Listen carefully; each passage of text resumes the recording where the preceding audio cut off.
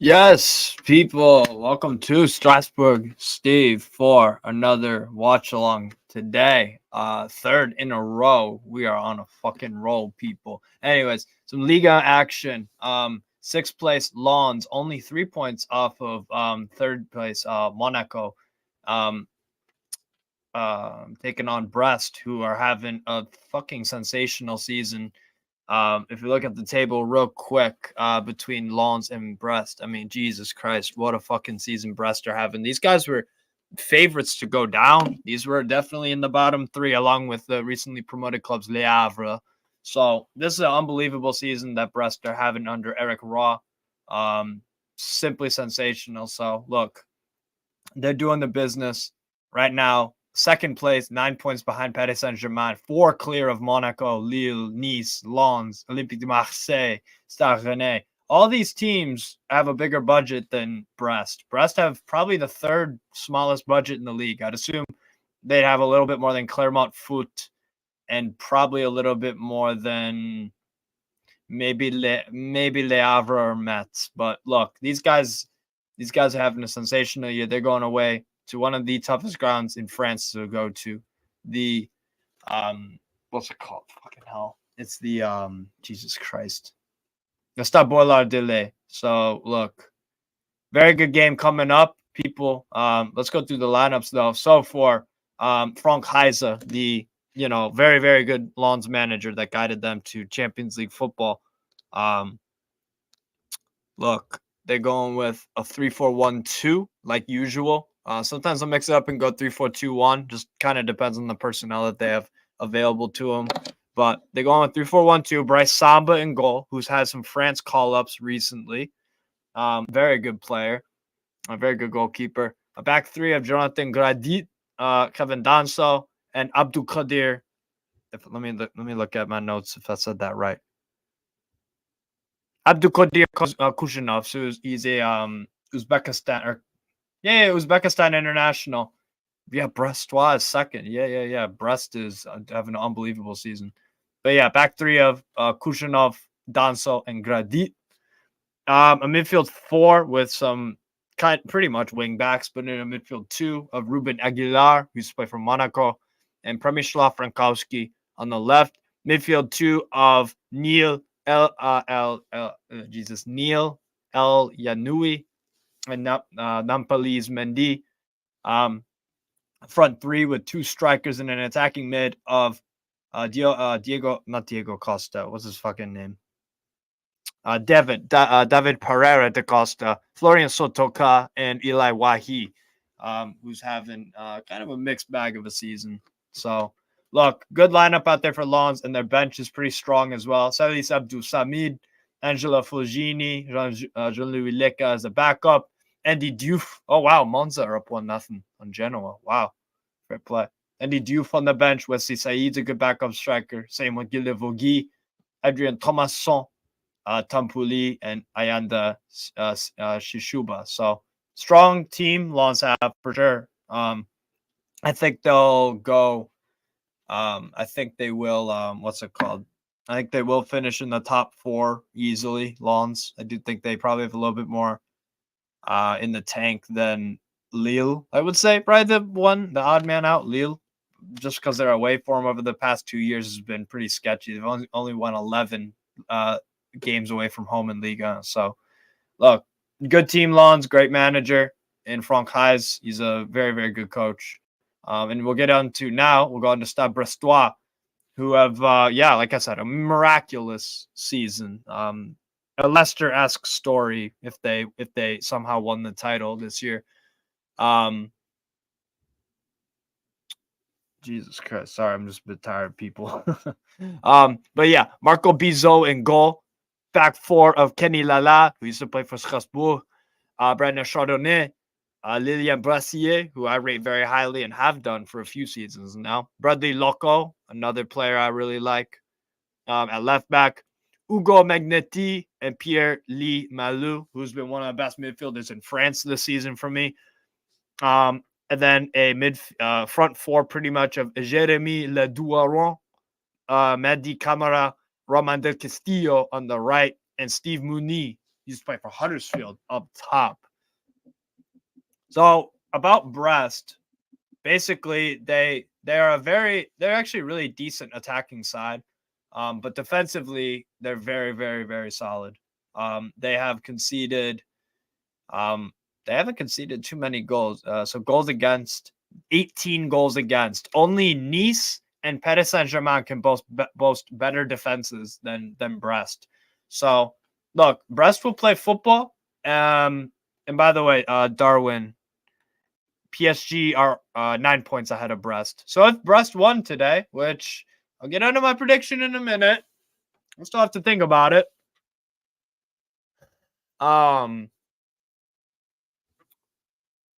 If they won today, they'd only be 6 points behind Paris Saint-Germain for a possible league title challenge. I mean, I don't think PSG will be dropping too many more points, but you never know. But for me, in terms of prediction, I'm gonna go with a bit of an upset here. I'll go 2-1 Brest. I'll go 2-1 Brest. These guys have beaten Olympique de Marseille recently. They've drawn away to Paris Saint-Germain. And that for me right there is enough evidence to show that they are genuinely one of the best teams in France. Yeah, I'll go for that. But look, this is gonna be a huge challenge. I don't think it'll be easy. Lons are gonna have to really battle. It's gonna be a really, really competitive game. There's a reason why I'm doing a watch along for it, because I think it'll be a really, really good game of football. Very competitive. So look, in terms of players to look out for on both teams, definitely Jeremy Ledouaron. He's having a great season. Mehdi Camara as well. I liked him at Saint-Etienne. Danso and Abdulkadir Kujanov definitely for Lons are the standouts. Danso as well. Eli Wahi, I'm a big fan of. And I like Thomasson on the bench for Lons. And then from Brest, like I said, Bradley Loco at left back, and then at center back, Lilian Brassier, and Bizot as well. Marco Bizot has been a phenomenal signing from the Netherlands. He was at AZ Alkmaar. There's Frank Heijs, the coach of Lens, suspended for this game, I believe. But yeah, Lens are going with a 3-4-1-2, it looks like. I'm excited to see this El Yanoui kid. I didn't watch the game when they beat Lyon 3-0. And I didn't see the second leg of the Freiburg-Lens game as well. So I have no idea who this El Yanoui kid is. If he's playing over Abdul Samid, that's a hell of a statement. But yeah, very excited to see how this goes down. Very, very excited. Steve, do you have a watch on tomorrow? Yes. Yes, I do. What's it called? I'm doing Monaco, Strasbourg, and then the other one I'm doing Sarcasm City, Liverpool, Man City. So looking forward to that for sure. Can't wait to get to sleep though. I've been up since 6:30 in the morning, but I'll probably be up all night because of the UFC's tonight. Want to watch that fight for sure. But yeah, kickoff coming up here in a few moments. But yeah, Brest are going with a 4-3-3. Loco, Chardonnay at center back alongside Brassier.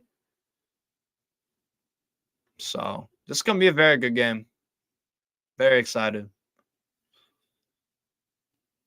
I'm assuming Lons will have the majority of possession for sure. But on the break with Del Castillo, who's a sniper, the Douaron is the same.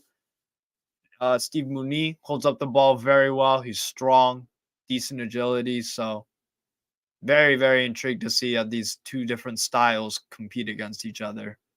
But yeah, Lons they start off the season very poor. I've said the great win against Arsenal in the Champions League. But they've gotten better and better and better as the season's worn on. So I knew at the beginning of the season they weren't going to finish like 16th or whatever. I knew that was just not going to happen. They're too good of a team to be way down there. So, but yeah.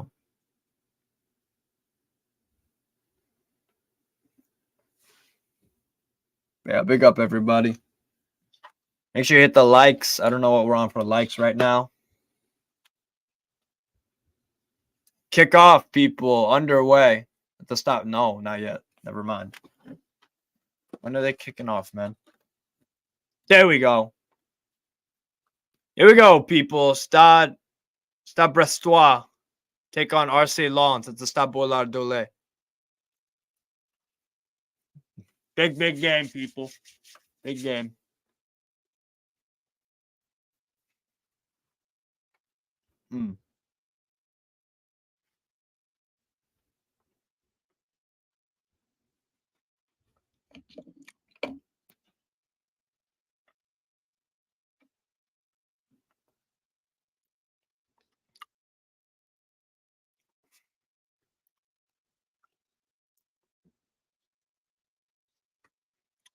Here's Lens on the ball now.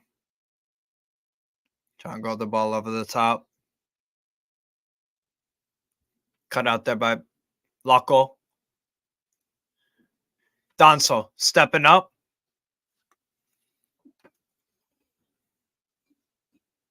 Hey, what's good, Bush? How you doing, man? Shout out, Bush. Shout out, Bush.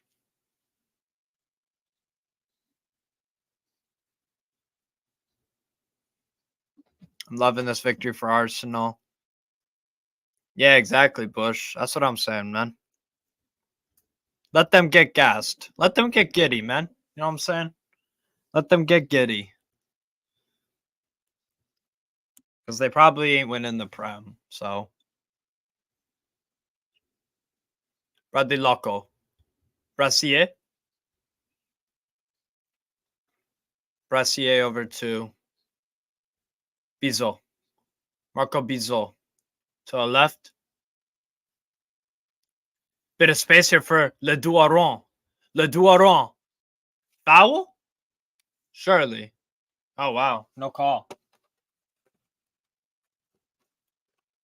Play on.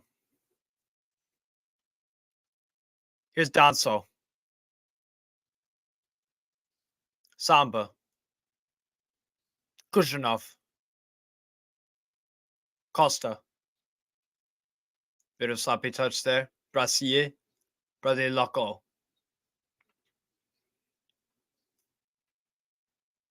Brassier.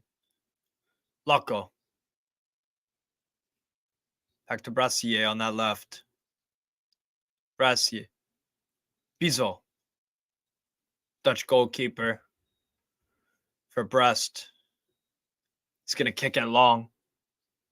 Kicks it over to the left, looking for Le Douaron. Le Douaron. Header. Lens regain possession here.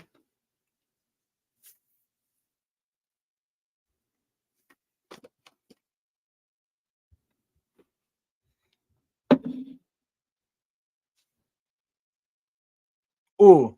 Ooh. Oh my fucking God. What a goal, Monza. Oh my God. What a goal from Monza. They're playing Genoa right now. What a fucking hit. It's crazy, yo. Danny Mota. What a fucking goal. It's like a side bicycle kick.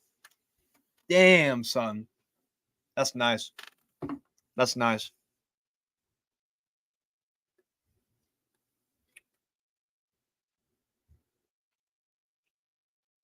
Lens in possession. Dispossessed, though. Aguilar tried to keep it in.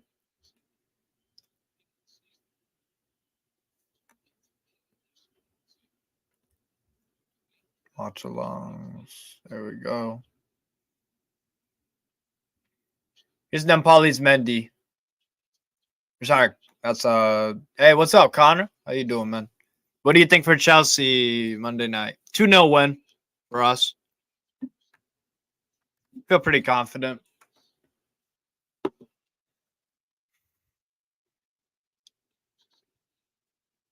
Wahi dropping back a bit here. Jonathan Gaidi. Aguilar. Ruben Aguilar. The Duaron doing some defensive work. Cut out there by Loco. Good interception. Just give me a win. Oh, bad turnover from Brest. Here's Eli Wahi. Wahi spins, turns, shot. Great block from Brendan Chardonnay. Great block for Chardonnay. Kenny Lala. It's a good pass.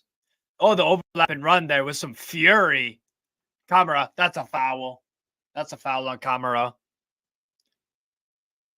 Maybe a yellow for Danso.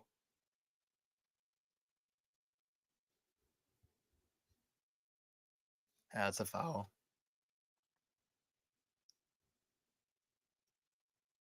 Good footwork from Wahi. He just dragged it to goal a little bit too much. Yeah. Oh, fair enough, Warrior. Fair enough. Fair enough.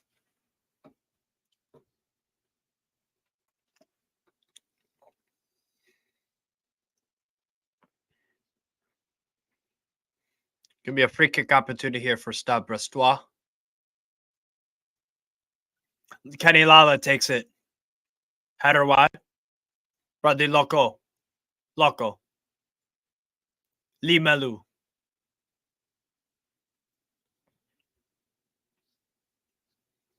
Bizo.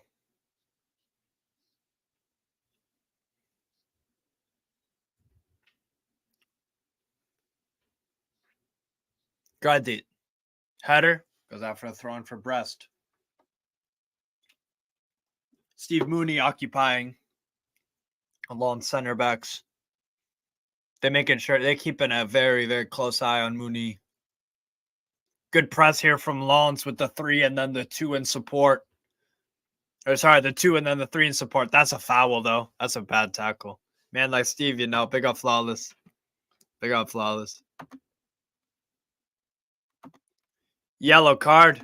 Stephanie Fapak gets a yellow for Abdulkadir Kushnov. Yellow card.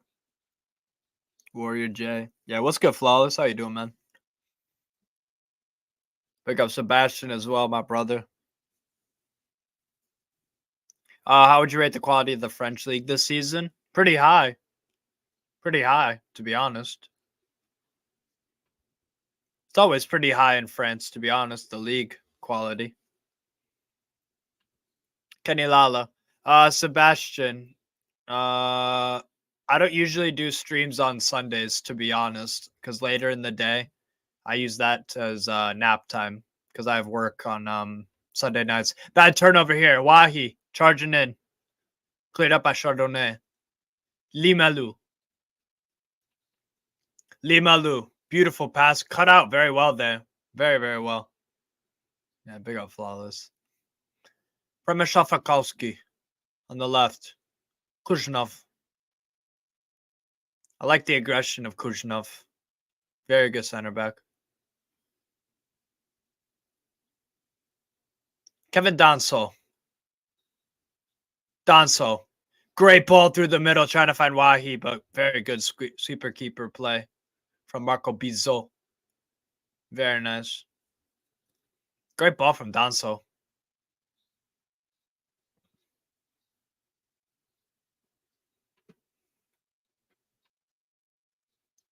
Very back and forth start here. The Stabola volley. Marco Bizot. Lala, great move. Lala with some pace. Mooney didn't, yeah. Matty Camara didn't quite read the idea of what Lala was trying to do. Same with Mooney. Goes up for a Lons throw in.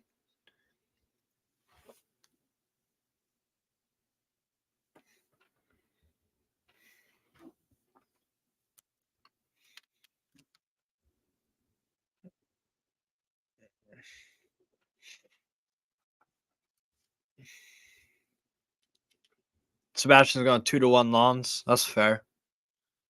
They probably started the game slightly better. Przemysław Frankowski. Frankowski trying to cut in.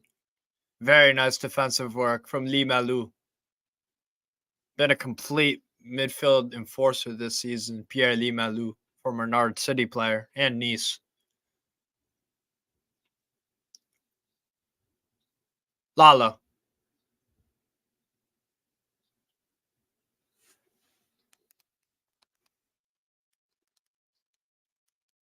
2 seconds, people.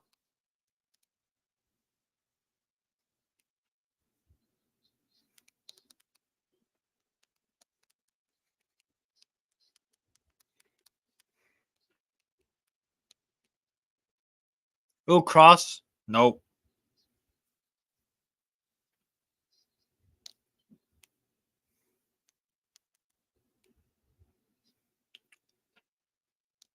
Lee Malou. That's out. He ended the stream because of Havertz. That's funny.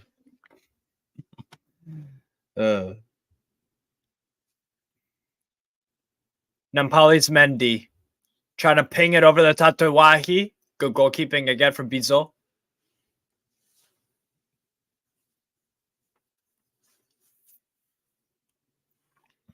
Very good work there, Bizot again. Very, very good goalkeeper. Extremely aware off his line. Good with his feet. Very, very good shot stopper as well.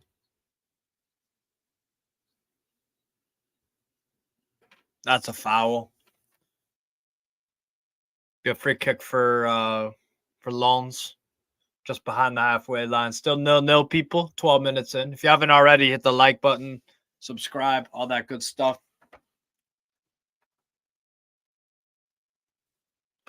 Still goalless here. So early in the game as well.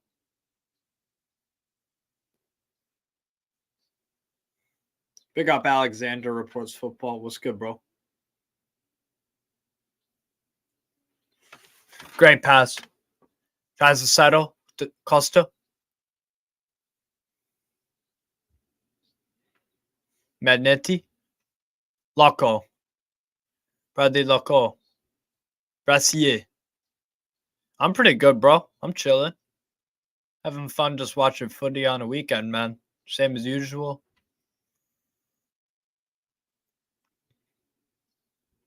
Very nice pass. Trying to string it together. Nah, dispossessed. Nice move, Aguilar. Good, very good recovery, though, from Magnetti. Did Magnetti used to play for Bastia or something? Lons. They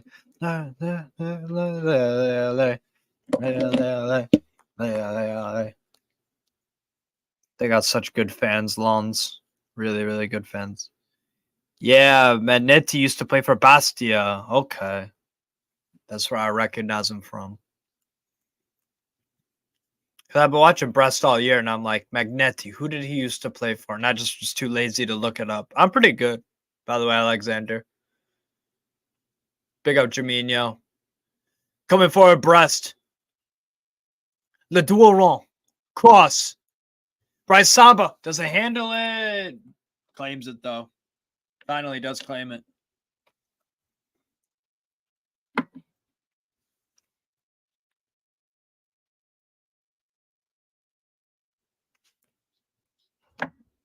Yes, Connor. Yes, I do. 2 hours.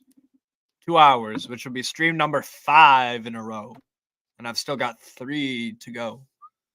Because I'm doing a lot. I'm doing the most. You know what I'm saying? I'm busy day to day. Mounier.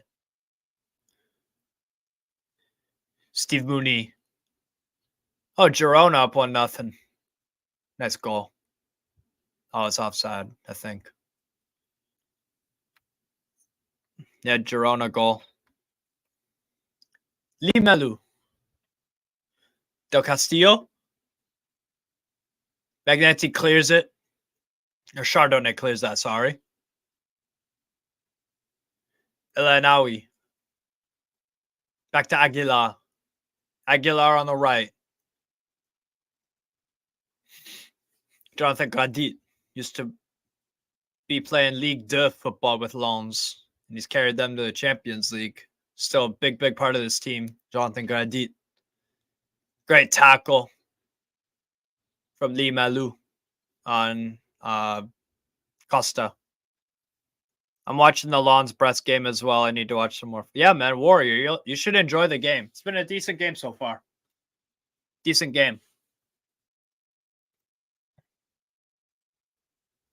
Corner for Lens.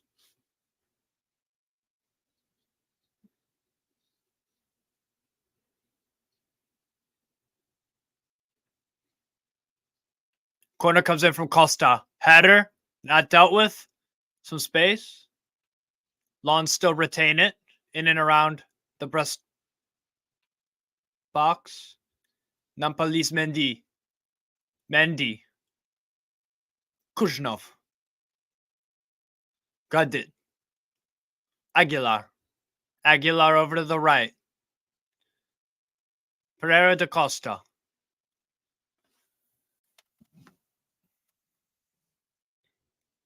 Kuzhnov. Danso stepping into midfield for a moment. He's always looking for those through balls. Always looking for those through balls. Spin, turn, foul. Free kick, Sotoka. Loco fouled. Oh, Connor, you're watching too? Fairs. Connor, I'll send you the link. 2 seconds. Let me just fucking...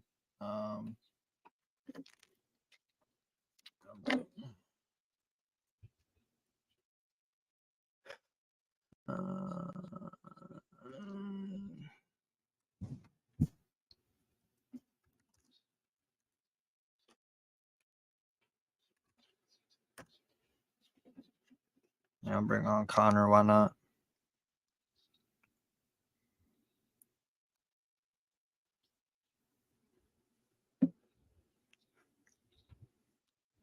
Bizot, easily claimed.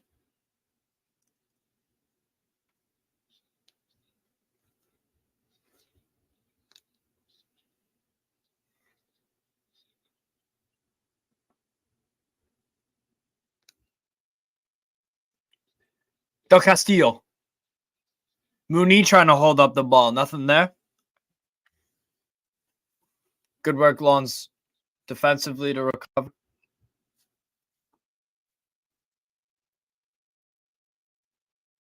Bradley Loco.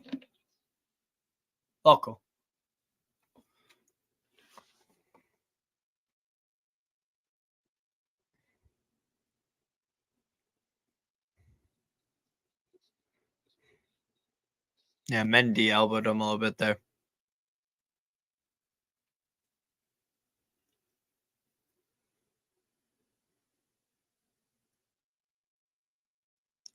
Great through ball. Wahi. Wahi settles. Wally bouncing. Oh, Chardonnay, very nice, clean defending. And he clears out, and that's a really good ball there for Pierre-Louis Melou. Del Castillo. Kenny Lala. Ball to the right. Settled very well by Bradley Loco. Oh, great move. Offered the overlap. Trying to find Duaron. Intercepted, though, very well. That Colton game was insane. Yeah, it was. Absolutely.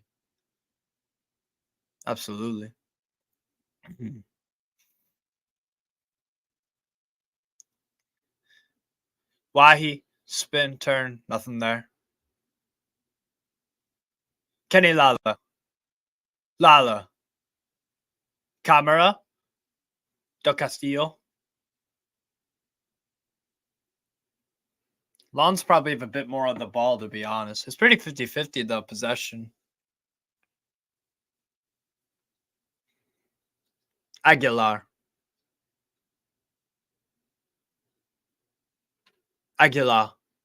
Sotoka. Aguilar. Nice 1-2. Good footwork. Pereira da Costa wants a foul. Looked like a clean tackle.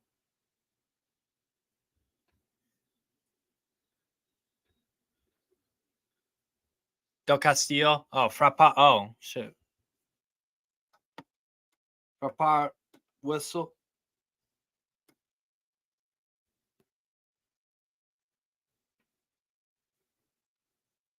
Sotoka wants a foul. I don't think you need to stop the game for that. I can't lie, Stephanie. Oh, he did step on him, yo. See, that's the only problem with I like Brassier. I like his aggression. Sometimes he takes it a bit too far, to be honest. Bit too aggressive sometimes. Because he got studs on him. It was low though. It was low enough where it wasn't a red card worthy. Brest trying to go on the attack now. Le Douaron tries to chase it. Smart play, Gradit. Just back to Bryce Samba. Kuzhinov. Good press here from Brest with the three. Del Castillo. Here's Jonathan Gradit. Good interception. Magnetti, good interception. Mooney.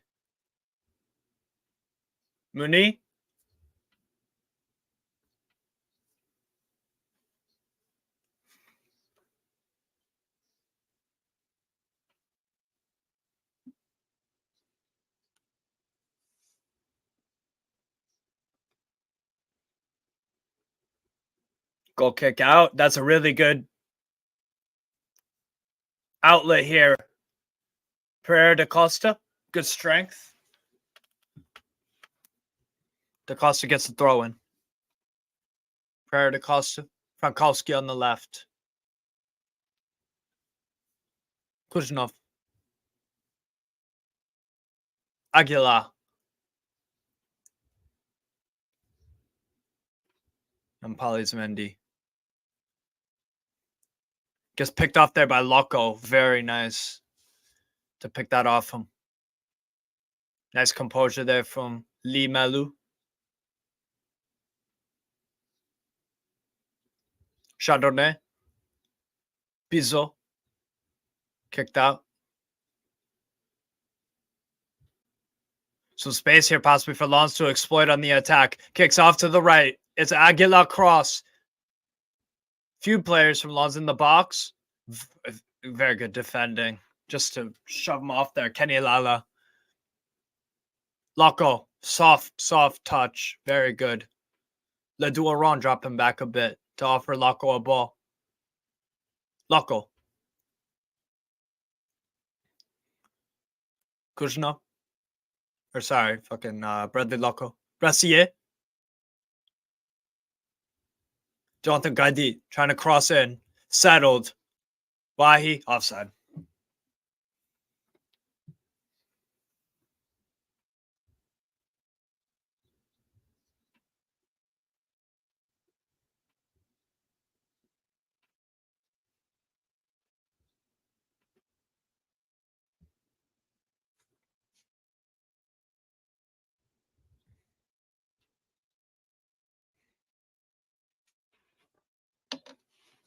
Hey, there's Connor. Yo, what's good, Connor? How are we? How are we? I'm good, man. I'm good. What about you? How you been? Yeah, not bad. Not bad at all. Yeah. No, I didn't. Oh, you were doing a stream tonight. I had just sort of. Oh yeah, I've been footing streaming around. all day, all fucking day. What were you doing earlier? Were you covering the Prem? Nah, I did in the morning. Well, actually, I did on Sarcasm City on one of my friends' channels. I did the Man United Everton watch along. I don't know if you watched the game, but it was fucking awful. Yeah. Awful game. I didn't see that game. You didn't miss anything. You missed nothing at all. I was watching the Scottish Cup quarter final between Aberdeen and Kilmarnock at the same time. Decent game. Aberdeen won it, and then Neil Warnock left straight after the game, which is fun. He's crazy. Don't really know why. But he's a nut job, man. Yeah, so I did that. I did the Man United Everton Yeah. watch along on my friend's channel. I did Mönchengladbach Köln, which was a 3-3 game. And then I did on my channel. Then I did Bologna versus Inter Milan. And then I did now I'm doing this, Lens and Brest. So Good God. And then you're not even finished after this because you've got the Steve Owen Co show later on. Yeah. And then I'll probably do Busy for you. UFC. I'll probably do UFC and maybe like rest up in between or something. I don't know. But taking YouTube seriously, you know. I'm trying to do something on here. So Loco, what time are you at in the game? I think he froze. Loco? Easy save. You there? Gotta get those views up, get those streams going. I think you're frozen. Can you hear me? Although it will take its toll. But get a bit of rest in between.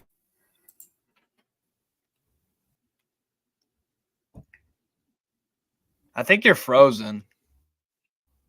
Oh, you're back now, I think. Yes, you are. All right, cool. I can see you. There you go. Yeah, you're right. Yeah, it's tiring as fuck. But I enjoy doing it, so that helps. Chardonnay. Radley Loco. Cross. What time are you at in the game? Ooh. Mendy. Wahi. Ooh. Oh, he's going to rejoin in a minute. I think he just glitched out a bit. Kuzhinov. Bryce Samba. Yeah, Warrior, you're right. It was 2 penalties. Big up AJ again. You've been here the whole fucking day with me, man. Salute to you, AJ. And Warrior as well. Big up to you too. Really, really appreciate it. Oh, Connor's back.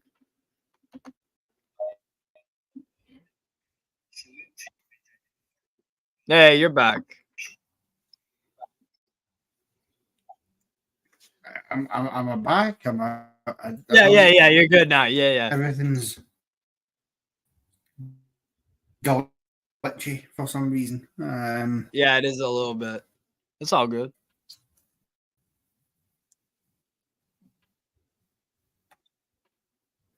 Here's Kuzhinov.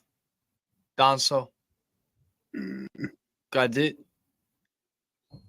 Sotoka driving with it. Sotoka. Oh, great little interception there. What time are you at in the game? Oh, now you're perfect. The video and audio. Okay. Let's hope it stays that way because I don't know what was going on there. I'm at 28-10. Oh, okay. But I can pause until you're sure. Pause it at like 28:30. Pause it at 28:30. Okay. And I'll let you know. I've got that there now. So that's Samba. I always go by like Yeah. Mm. Frankowski. Well, to be fair, the show later tonight ought to be interesting. Yeah. 26. Given that it is Newcastle Chelsea head to head. 29:30. You can unpause it. 34, 35, perfect. 36.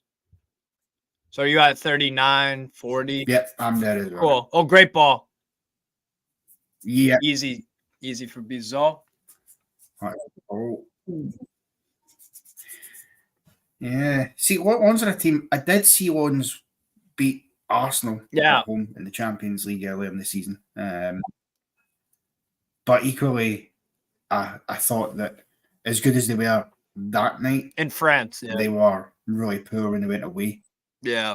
I don't know what sort of happened. But look, I mean, they'll still be wanting to get back into European football next season, I would imagine, if they can. Oh yeah, they're currently right now So PSG are in first place, 55. Brest are on 46 points. Monaco are on 24. Monaco are on third place, 42 points. Lille are on 41 points, fifth place.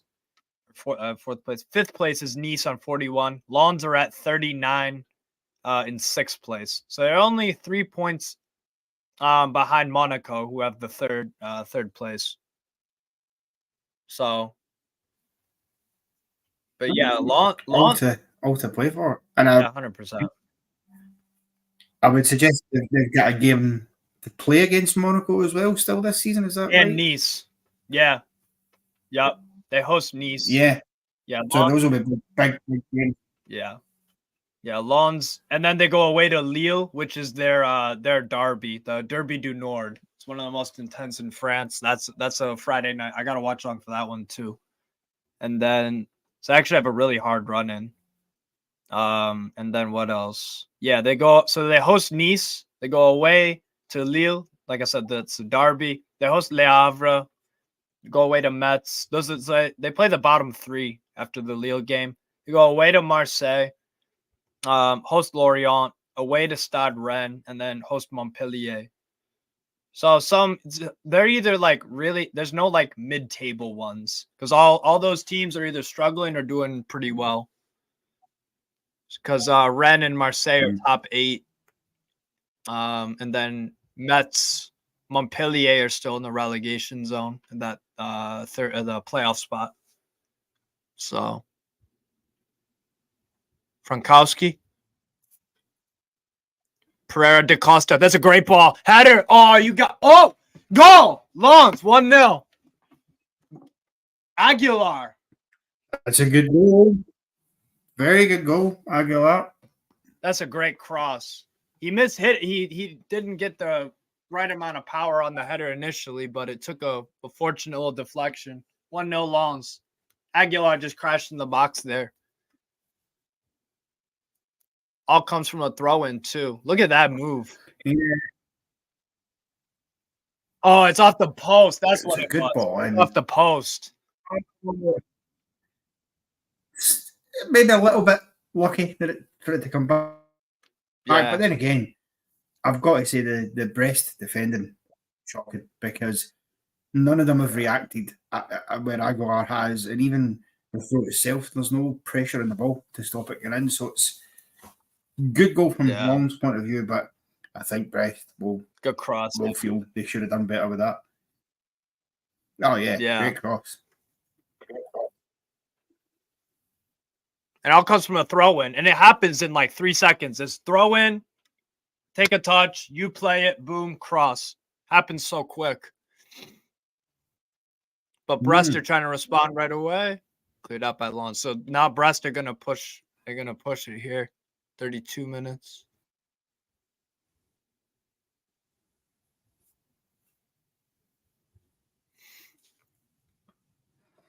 A throw in here for Brest, so they're going to obviously want to try and get a quick response before half time. Yeah. Brassier. That's a foul. What the fuck's going on here? Lima Lou is down. What time are you at in the game? I think I might be a little bit ahead of you. 33-24. Cool. Let me know when you're at 33-35. I am at 33-35 now. Word. Cool. So the center back has it. Cool. Cool for Brest. Chardonnay? Yeah, it's now out wide. Cool. Loco? Back in decent central. Ball. Good turn. Yeah. Limelu. Kenny Lala. Used to play for Strasbourg. Kenny Lala. Going to get there. Trying to play the ball for Castillo. Good defending there. Kuzhinov. Uzbek center back.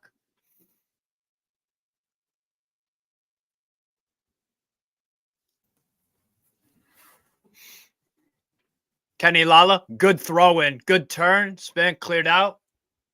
Oh, wow. Thought this was going to go for a corner. Del Castillo, good hold-up play.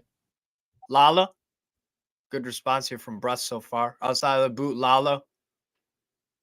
Brassier.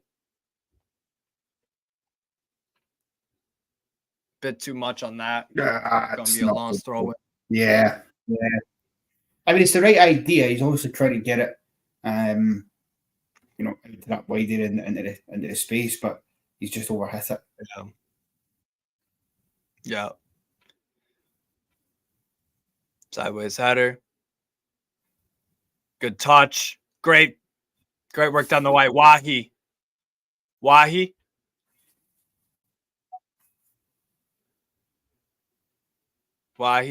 Aguilar.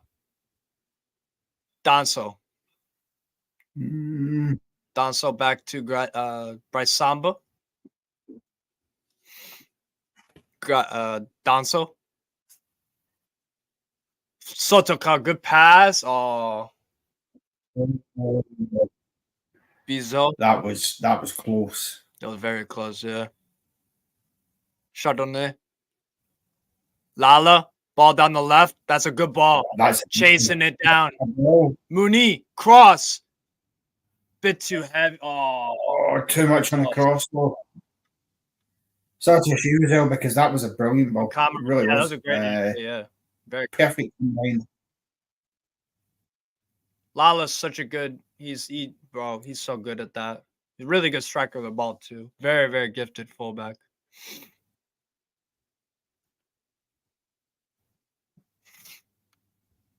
Let's see. Danso. Gradi. Decides to just slam it out. Settled by Wahi. Turned over. Brest get it back. Kenny Lala. Bizot. Lee Melu. Back to Bizot. Brassier trying to go long. Miss out on the header. Good touch. Frankowski.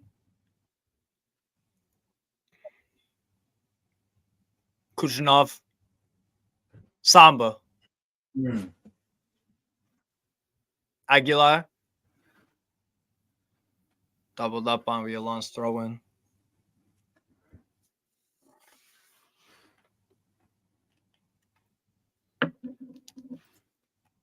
Brest are basically trying to play it long.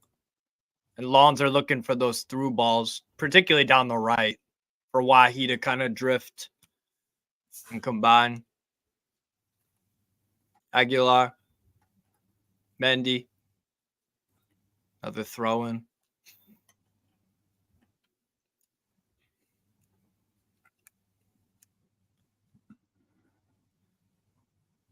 Good work. Ooh. Lala. Right back to Bizot. Bizot just clears it.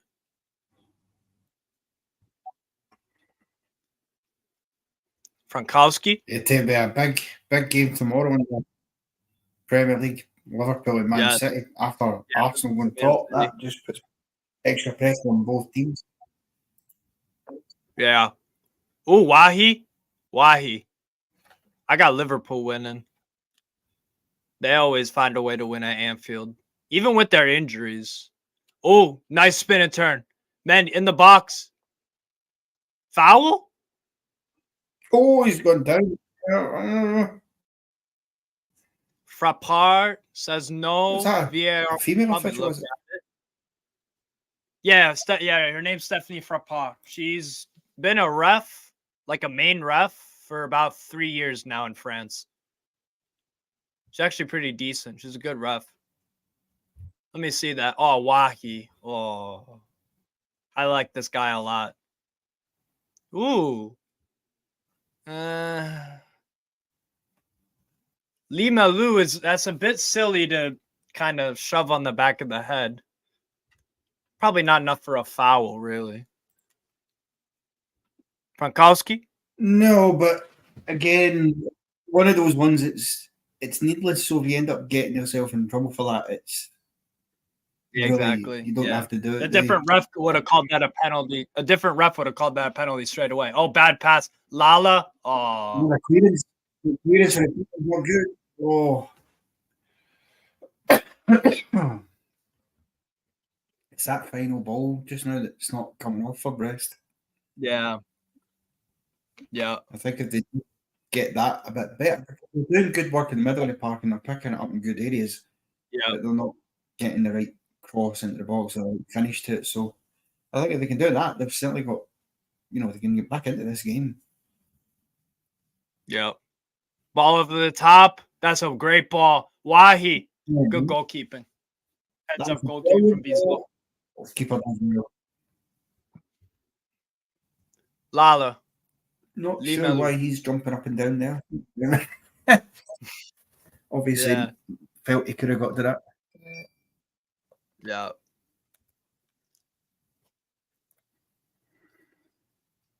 Lala. Decides to go back to Bizot. Bizot. Brassier. Back to Bizot. Lawns are pressing here. Russian Bizot into kicking towards the left. Kept in by Ledouaron. Loco. Bradley Loco. Yeah, keeper leaving it right there. Yeah. Switch over to Lala. Del Castillo. Lala.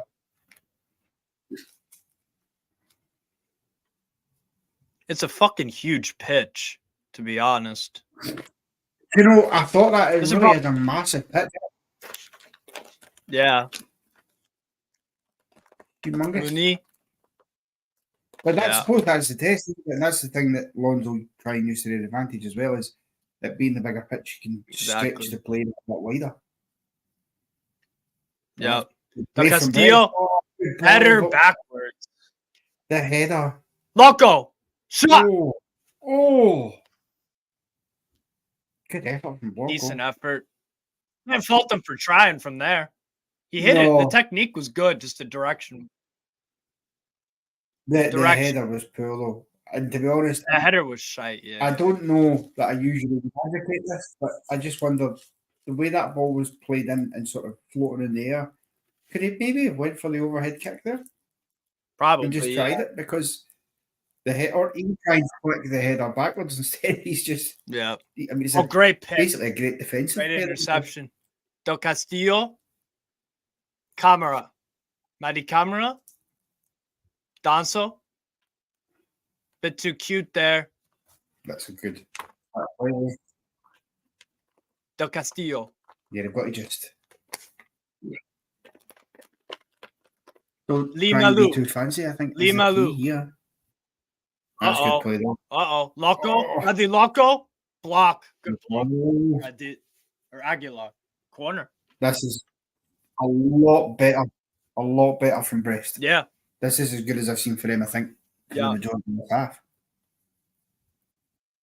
Yeah, they play some nice football. They don't have like superstar names or anything. Like the striker Steve Mooney. You recognize him from Huddersfield from a few years ago? Yeah. I know exactly. Yeah. Hence why he didn't go for the overhead kick, because Steve Mooney is not a freak of nature athlete kind of guy. Does a good job of holding the ball up though, and is usually much true. Yeah. Lala, decent ball, settled by Mooney. Oh, Frankowski clears. Header, settled well. Ledouaron. Loco. Chardonnay. Brassier.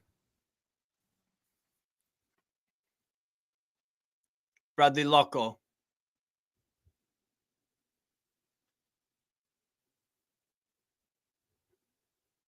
Brassier. Brassier going long over the top. Del Castillo's going to try to chase it. Or Ledouaron. Ledouaron, very nice. Settled well. Gradit defending, very solid. Aguilar, good. Foul. Free kick.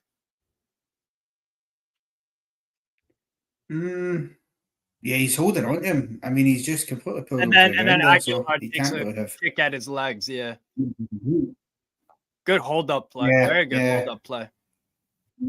Draw the foul there. Free kick. I mean, he's probably lucky not to have been given a bit. Yeah, essentially a corner kick.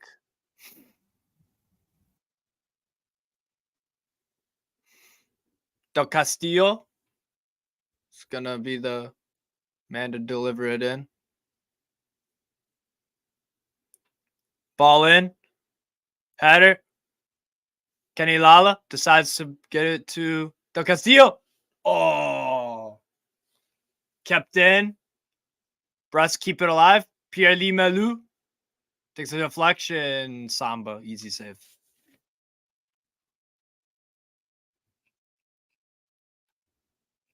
$15 likes. Yeah, hit the likes up, people. Let's go.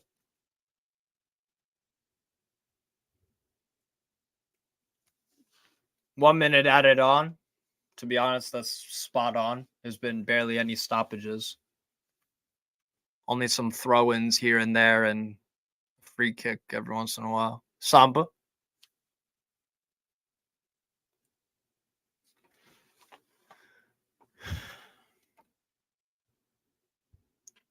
Mendy. Oh, good turn. Oh, settled very well. Frankowski. Good ball. Chest down. Settled by Aguilar. Pereira de Costa. Got it. Lons are just going to kill off this last minute here.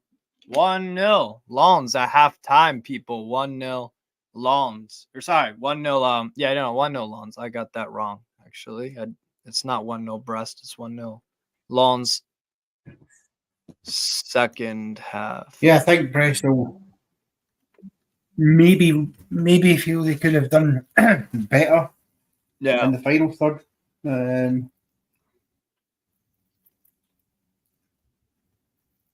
Decent game so far, though. Both teams are moving around well. It's a good battle in midfield. But Brest have probably been. I mean, Lons. I mean, they've been the better team in terms of putting their chances away. They're 1-0 up, but it's been a pretty even game. But those last since the 30th minute, about Brest have had bulk of the possession and have done well to move the ball around. But you're right; it's the final ball, and that's the only thing that needs to improve. Really. Yeah, 100%. What I worry about for Brest though is when they're gonna keep pushing up, and those long balls over the top to Wahi, who can he's got pace, he's got agility, can settle the ball, draw fouls. That's where I worry, and he's got some burst of pace too. And Lons on the bench also are very strong. You know, they've got Thomasson, who scored the game-winning goal against Arsenal.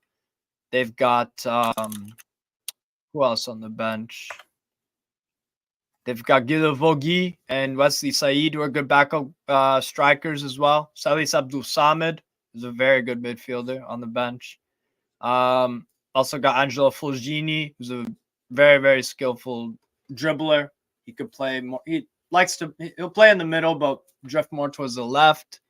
So, and then Brest on the bench, though. They do have Kamari Doumbia, who is a 19-year-old Mali international. He scored 4 goals in one game against Lorient just before the AFCON break.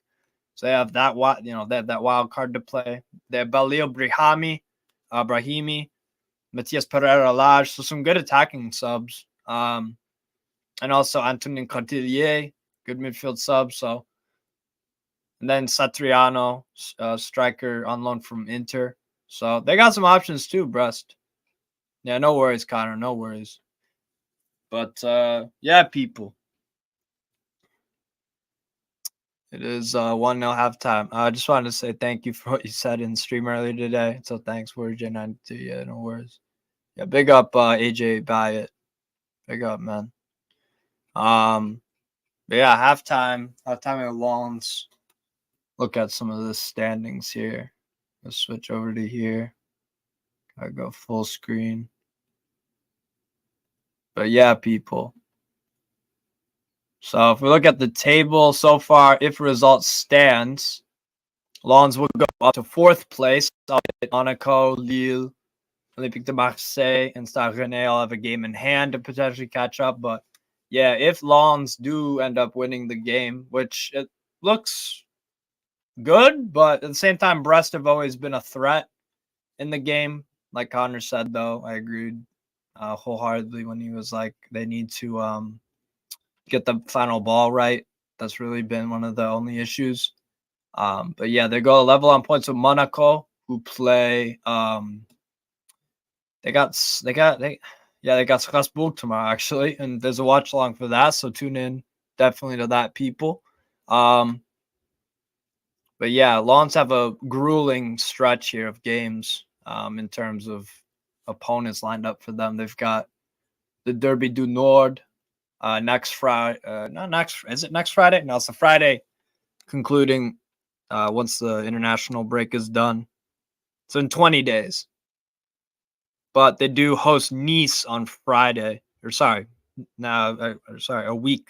Yeah, a week exactly today. They host Nice. That'll be a very important game. Nice, interesting stat about them. They are the only team in Europe's top 5 leagues to gain 0 points from winning positions this season in the league. 0. So if the other team takes the lead, they have not recovered any points at all. But when Nice take the lead, they usually hold on for all 3 points. But yes, that'll be very interesting. But look, Lens for me did very well for the goal. Good cross in, not great defending from Bressier and Loco, but Lens do have a good lead. If you look at some of the stats here, possession is pretty 50-50. It's 47-53 in favor of Brest.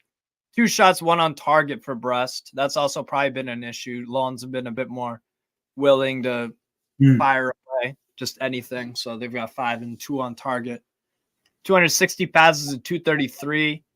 Lens have been slightly more accurate. 5 fouls to 3. Yellow cards, 0. So that's good for Brest, and 1 for Lens.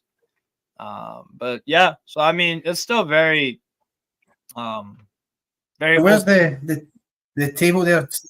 Oh yeah, as it stands, the table is looking. Yeah, there's the table. I mean, if you need me to zoom in or not, I'll just go full So screen. That's tightened it up proper, isn't it? 4 points separating Lens for Brest in second. Monaco, who have still got a game to play, they'll definitely be delighted. They can go within a point of Brest here. And obviously PSG equally, 1 step closer to the title. Yeah. Yeah, for sure. But this is what I'm saying, man. Like, look how tight this is. You've got 2 through 7 is only 10 points. And then you can also throw Rennes in that mix and Stade de Reims. I mean, this is very tight. It changes all the freaking time, especially when they play head-to-head. Because, like I said, Lens play Lille. That's a head-to-head. And then next weekend, they host Nice. That's a head-to-head, direct head-to-head. Nice in some bad form as well. But they still have Nice 19, tied for the best defense in Liga. PSG have only conceded 19. Brest have only conceded 19. And Nice. So 3-way tie for best defense in the league. So very, very tight, man. And Brest probably, like I said in the beginning, Brest have, I would guess, the 3rd or 4th lowest budget in Liga. But they've got they're just on a wicked run. I mean, a wicked fucking run right now.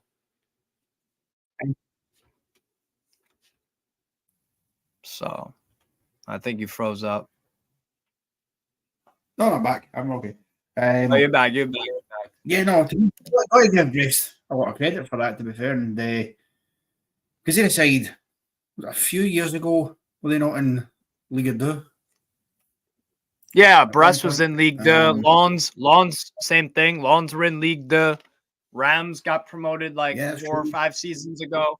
And you have some big hitters like Saint-Etienne, Ligue 2. Bordeaux are in Ligue 2. Alger, who used to play in the Champions League in the 2000s, are in Ligue 2. Yeah, I remember. So I yeah, remember those, I remember them because Cisse, yeah, Rangers played them in Europe one season as well. I think it was at 3 or something. 2006 or something. Yeah, something like that. Oh, sick. They used to be one of the main French teams, to be fair, those years they were. But a lot's changed. I mean, obviously PSG and all Qatar money really, came back to prominence because they were at one point, and then you had Bordeaux for a while, Marseille were going well. Lyon Lyon were huge. I remember Rangers losing 3-0 in Lyon, and then coming back to Ibrox and winning 3-0. Wow. Incredible. Both games were just bizarre, but. You know who else? You know who else Rangers have played in the Champions League who's coming back after a long time? Stuttgart. Stuttgart are currently third in the Bundesliga, and they've got like a 9-point gap between them and sixth place. Actually, it's even more. It's even more. Stuttgart, I think, it's either them or Dortmund that are the German team Rangers have actually played most in Europe over the years. Possibly Dortmund, but Stuttgart's not far away because Rangers have played a lot of German teams over the piece. But it's I suppose that's the way it goes. Sometimes these teams they drop, don't they? And then building back up and the mega money is really hard when you don't have the budget to go and bring in the players. It's where scouting and a manager comes in. That's the thing. 100%. Get that right. If you get that right and have just some adequate depth that can do a good job. Like I said, Brest have like a decent bench, not like super high quality, but like as a team, it works really well. So. Yeah, absolutely. Have you heard the weird news about Sandro Tonali that was reported in NFTV? The FA are still investigating him or something. Yeah, I can't the idea that they might add an additional ban is madness to me because surely 10 months is more than enough. Also, he hadn't committed any of the offences whilst under the jurisdiction of the FA. It was in Italy that he committed the gambling offences, and that's what he's been punished for. So how can the FA punish him twice, basically, when he's already been handed that down? I think it's ridiculous. And if they do extend it, obviously the talk's been if it gets extended, it could end up being till basically for the rest of this year. But that would just be a joke. I can't understand how they can do that when he's not committed an offence whilst in their jurisdiction. Right. Unless that gets exposed as that. Yeah, I haven't heard that he's done it in. Well, wait, if he has done something whilst he's been at Newcastle, then he's fucked. That'd be ridiculous. But if he has, he deserves it. Yeah. Yeah, but at that point, if I'm Newcastle, move on, cut the losses, and just get him off the books. Someone will buy him, trying to bring him in, but you can't have a player with the amount of money that he'll be on in terms of a wage bill and the amount we paid for him, and we can't use him. It's been a massive blow this season to lose Tonali. And obviously hasn't been helped with the fact that missing players like that and then getting, the draws we've had this season in all the competitions have just been ridiculous. Hell on earth, yeah. We cannot get a break. Whether it's the League Cup when we play City, United, Chelsea, and then obviously we're drawn against Man City away in the FA Cup, which is the hardest tie you can get. And it's a shame because I really thought after we sort of got our way past Blackburn, I thought, well, maybe we can get back to Wembley here. I was just thinking if we get a draw, basically see anybody apart from City and Liverpool at home, I'd have been happy with.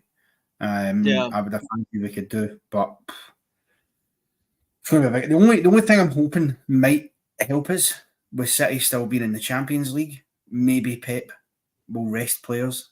Maybe Haaland. Get a draw, and take a chance on pens. That's the best option, really. Well, pens is a lottery, and big Martin Dubravka, he made 2 saves at Blackburn. The second one I thought was a brilliant save, actually. So that's probably the best bet we've got. Yeah. It's not impossible that we could do that, but we're going to have to defend a lot better than we've been defending in recent times. Because it's not been great defensively. Definitely. Yeah, I mean, the Wolves game for me was encouraging. Like, Willock back in midfield made a big difference just overall. Just felt so much more balanced. Like, and I didn't mind the fact, I thought it was actually a great move from Howe that we were like, well, let's look at what Wolves have done this season. They've gone away to Man United and destroyed them on the counter, narrowly lost. Going away to Chelsea, getting a 4-2 win, mainly on the counter. Went away to Spurs, and Wolves did it again. They won 2-1 on the counter. Let them have the ball, and we'll counter. Yeah, absolutely. And when we had our chances, we took them. Albeit they didn't have their best team out. They've got some injuries now, some pretty crucial ones, but they still had a good game plan. And to be honest, they didn't have a shot on target that the whole first half, and I think 3 in the second half. So I thought it was a very good game plan. So yeah. I feel good about the game on Monday against Chelsea. I feel pretty confident about that one. Albeit our record at Stamford Bridge is atrocious. It is, but I think the way Chelsea are, I mean, the trouble is you don't know what Chelsea are going to turn up. If they play like they did, when they went to City, it'll be hard because they did have a really good game. If they play like they did the last time we were at Stamford Bridge in the Cup, I think we have a chance. I think we need to be smarter though, and we can't just if we get ourselves in front, we can't do that thing that we seem to always do, and then just we've got a goal, we're in front, we'll just now sit back and try and absorb pressure for the rest of the game, because that's what cost us in the Cup. Okay, it's an unlucky mistake for Trippier, but really, if we'd been a bit more aggressive, we could have won that game. Yeah, if we just don't make a mistake, exactly. Oh shit, hold up. Oops, there we go. Yeah. Oh wow, second half's already gonna start. That flew by. Fucking hell. But yeah, no, I feel good going into that game. That's probably the more winnable one, I would say, out of our next two. But for me, my overall point is Chelsea are in wretched form. They have clear and defined weaknesses, particularly in the second half. They've been dreadful in almost every single game in the second half that I've watched of them this season. The substitutions from Poch have been crap, so we need to take advantage of that. Like, if Eddie Howe wants to be manager for next season, he wins this game. He wins. He finds a way to win against Chelsea. Not a draw, not a loss, not a narrow loss. None of. We're the better side. Let's just go there and just take care of business. Come up with a good. You think there's a chance we could change it in the summer then? I mean, you never know, man. You never know. Look, there's no job security is only reserved for the elite of the elite. And even, the elite of the elite's Real Madrid. It's not going to surprise anyone if they fire Ancelotti if, let's say, they lose La Liga and they lose in the Champions League. It wouldn't surprise anyone, right? So if we do becomes though, if that is to happen, which it could, and Eddie would go with our best wishes if it did. Of course. Who's out there now that you would fancy bringing in? I mean, there are a few. I wouldn't mind Maurizio Sarri. I wouldn't mind, because actually Sarri plays pretty similar to Howe. Similar 4-3-3 setup. The midfield, that would be a midfield that he would like. The wingers are a big emphasis of his play as well. Gordon, and if you bring in a right winger, again, for me that works. So Sarri would be someone that I wouldn't mind coming in as a replacement, possibly. I'd look at one of these managers, because if you notice, Lons play 3 at the back. They're having a lot of success. Inzaghi at Inter, 3 at the back. 3 at the back is starting to become a formation that is becoming very popular again. particularly a 3-4-2-1, because you could fit in the wingers. Yeah. The emphasis on the fullbacks, and then if you have two solid midfield, because center backs are probably cheaper than midfielders overall. I would say, because midfield is like there's a heavy emphasis on a wide range of skill sets, so you can demand more money for that. But center backs, if you have a defined style, you can scout center backs. It's easier to find a center back, I would say, probably than midfielder. Yeah, I would agree with that. I think midfield's in particular, it's the demand for midfielders that's out there, because a lot of us want midfielders and strikers in particular are so difficult, and that's going to be the challenge as well, because I can see us in the summer. I think we will bring in another striker. I think we'll need to. The question will become, will we let Callum Wilson go? Because we won't let Isak go. He's still got plenty of time left. But Wilson, possibly. Although I'm not sure I'd want us to do that, because I've always said that I think you need 3 strikers. I think we've been caught out by not having that this season, because Isak and Wilson have had some injury problems, and there's been a few occasions they've both been out. And when they're both out, you don't have that option. And we're putting Anthony Gordon through the middle at times. Miggy has played through the middle. And Barnes, yeah. Barnes is... I like Harvey Barnes, and I do think there's a lot more to see from him. But I thought against Blackburn, he was particularly wasteful in that game. Big moments. Not just him. I mean, we had some unbelievable chances in extra time to win it, and somehow we didn't. But, the one where I think Biro hits the shot, it deflects back to Barnes. He's got an empty goal, and he just completely fluffs his lines. But it's good to have these players back, and obviously Joe Willock's back, which is a massive boost. I think... Because he's he's the ball carrying midfielder, one of the only at the club really that you can say like he has that attribute. Miley's more of a get close, like he carried a little bit, but he's always looking for a pass right. Oh yeah. Willock though can carry it a bit, combined with the wing and the fullback. That's where you get those nice triangles on the edge of the box. So Frankowski. Pereira da Costa. Settled. Sotoka. Picks it up. Ooh. Just wide. I don't think he made the contact on that. He'd have wanted to. Yeah. Settled it well. But yeah, his standing foot was too close to his, Is that the McDonald's M they've got in the back of their shorts? Yeah. On the shorts, yeah. Of course. I mean, to be fair, they do play McDonald's colours, don't they? Yellow and red. So yeah. And also with the 3 at the back formation, you have a lot of options. So let's say we did have 3 strikers. Let's say we bought this kid Wahi, Isak, and let's say we keep Wilson just for, we got to spend money elsewhere. You could go with different you could go like what Lawns are doing right now, 3-4-1-2. You could have in that attacking midfield role, you could have, let's say, Elliot Anderson for a game, maybe. You could have Willock in that role. And then you have the support of Bruno Joelinton in the 2. And then the fullbacks. I mean, Livramento, that gets him even higher up the pitch, and he's already very good.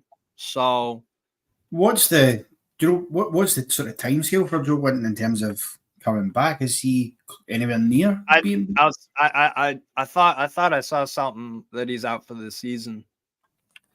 That's a massive blow. Yeah, it is. Because he's been an absolute warrior for us this season.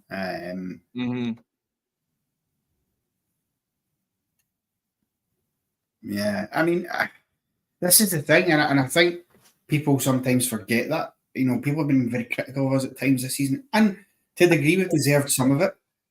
But I don't think a lot of account has been given to just how unlucky we've been with injuries, and the fact that has caused us to ask a lot of the same players to have to really dig in. I mean, Joe Winton, for me, the type of injury he gets, I'm not sure he probably would have picked that up if he didn't have to play so many minutes all at the same time, because he was one of the few who, week in, week out in the Champions League as well, he was playing 90 minutes every game because we didn't have the choice, really.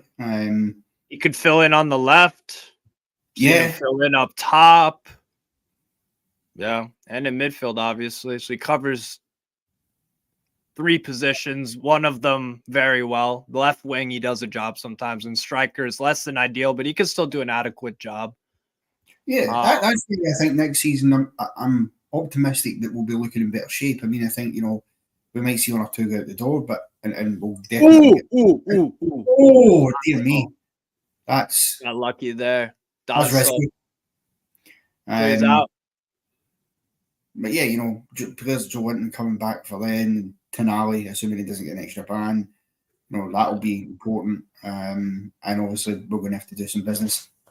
It might be that if we're not in Europe, that could be costly in terms of just bringing players in and the attractiveness and the ease it will. But at the same time, we're not out of the European picture by any stretch. We're only 2 points behind. That's why that's again another. Sorry to cut you off. That's another reason why, for me, if Eddie Howe wants to strong arm and say, "I am going to be manager next year," you beat Chelsea on Monday. Yeah. Yeah, no, it's a fair point. It is. I'm not saying you got to win every game, but like certain games, it's like like when we go away to Man United. They're so fucking bad, man. Get the 3 points somehow. We've kept a clean sheet against them for 3 straight times as well in all comps. So big up 10, by the way. How you doing, man? How you doing over in Spain, bro? Oh, it's cold and rainy. So yeah. What's cold and rainy in Spain? What do you consider? Probably like London, UK weather. Oh wow. Yeah. But it's good. It's been good. Nice. How's Rafa at Celta Vigo? Well, they play Real Madrid tomorrow, so yeah. But when I was there the other day, it was a pretty good game. Typical Rafa Benitez type of game. Yes. But yeah, definitely enjoyed it last week. Oh, my stream froze. What the fuck, man? Stream froze up. Are you watching the game? I could try to put it on. First. Oh my god, my stream just fucking glitched out. Come on, man. Ugh. Fucking hell. This thing's acting up. There we go. Nope.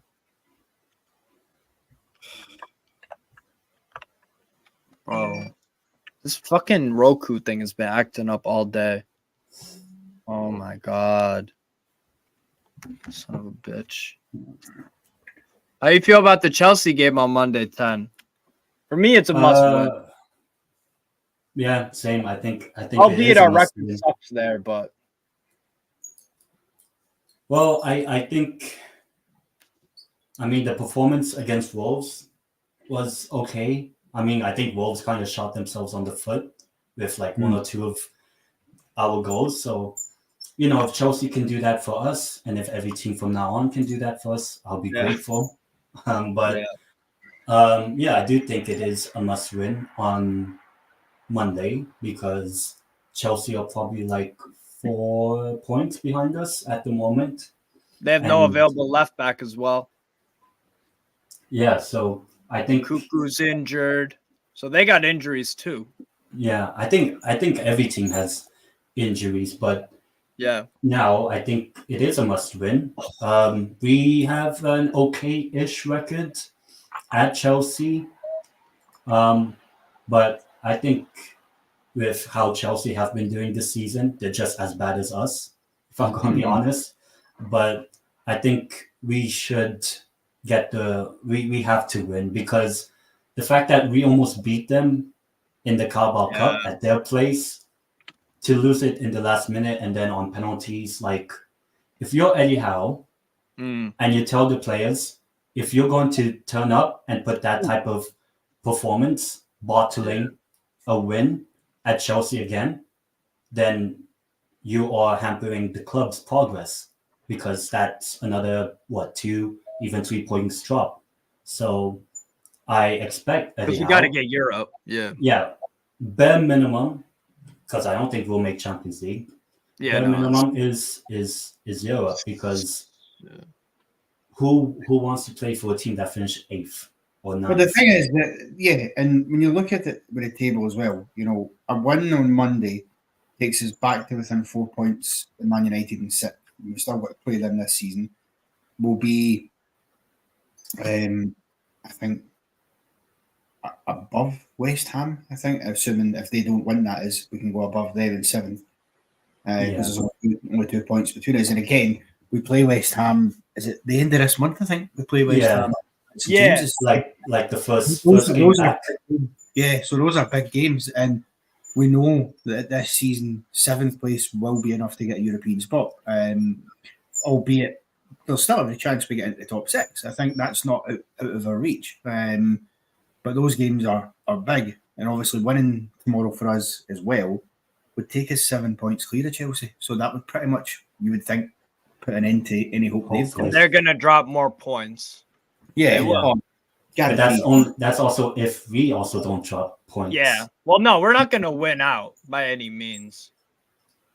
Yeah. But what helps us, though, I think, as opposed to like Chelsea and that, is that other than Manchester United, who have still got to play, and Spurs, we've already played everybody else twice now. The big teams we've already done twice. Arsenal we've played twice. Chelsea. Liverpool obviously home and away. We've already done that, and Chelsea will be ticked off. So that helps. That means we're going to start playing the teams that are in and about us, and those are the games that we can really have a Actually, I think our final 4 games for this season, as far as I know, I think is Burnley, who are in the relegation zone. Burnley away. Probably will be relegated by then. Sheffield United at home will probably be relegated by then. Brighton, who lost 4-0 to Roma very recently. And we have a good record against them at our ground. At the Amex, it's shite, but Yeah, and who's the other team? And Brentford at the end. And Brentford have been terrible when you think about what they did last year. But we also have a good record at their ground. And we actually never lost the final day of the season in 6-7 years now. So I think we have a lot of winnable games. The toughest ones are going to be when we host Tottenham. And away at Man United. Because you would think if Ten Hag is still there, considering that we've beaten them 3 times in a row, beat them 3-0 earlier. Well. Yeah, so I think Ten Hag would be like, let's beat Newcastle. Like, you can't lose to Newcastle at your home turf 2 times this season, So I think our tough games will probably be the Spurs and Man United games, but also the West Ham game at the end of this month, once we get into the international break, because I think for me, the most important thing for Newcastle now is win as much games as possible. Doesn't matter who the opposition is, you win. Because not getting Europe means that, in my opinion, probably people might disagree, is we failed to what we did last season. Even though, yes, maybe Champions League people say it's overachieving what we did, but to not get Europe again, especially when good save. Sorry, go on. But especially when we're still in the European race. Yeah. We have to really do well, after this international break. But if we're in the FA Cup final, couldn't care less about the league. I want to win that. That for me, I know we'll probably lose to Man City. Yeah, I can accept that. But if we somehow get through them, I don't care who we play in the next round, whether that might be Liverpool, whoever, in the FA Cup. I want us to win the FA Cup as much as possible. Yeah. No, for sure. Yeah, 100%. It's hard, isn't it? Because I think we all thought when we got through, the two Manchester sides in the League Cup and then went to Stamford Bridge, I think a lot of us thought, you know what? We've beat them. Chelsea are worse than them. Surely we should be, and that confidence. Yeah, and then we would have played one of our rivals, Middlesbrough, probably destroyed them 6-1, just like Chelsea did. Mm-hmm. Yeah, and then you never know what a cup final would do. Eddie Howe with experience in a cup final this time, you never know. Especially when Liverpool didn't have Salah and Nunez, I think, in the Carabao Cup final, which they won.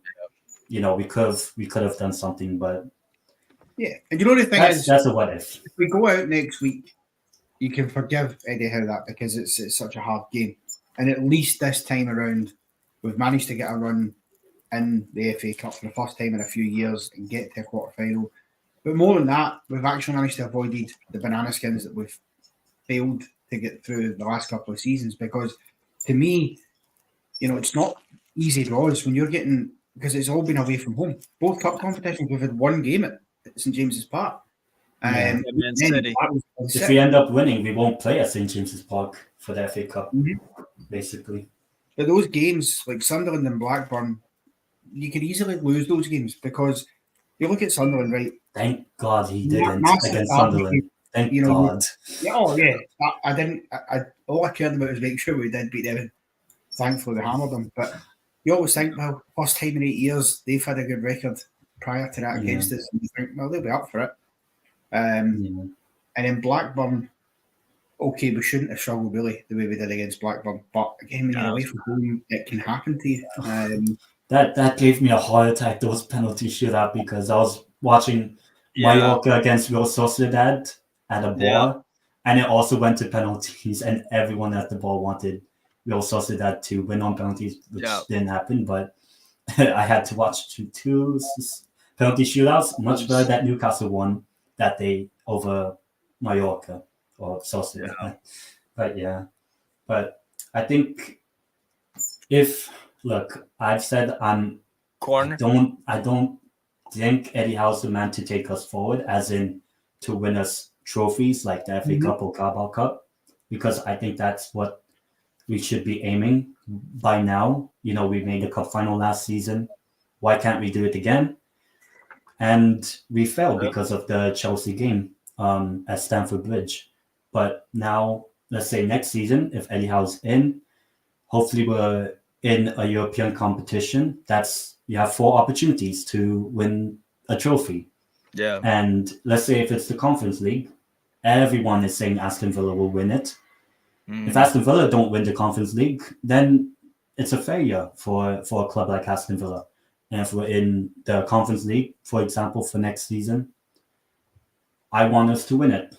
I don't want a semi-final run or lose in the final. I think the experience of losing that cup final about a year ago, we should. They need to turn that into learning lessons. Yeah. Converting, exactly.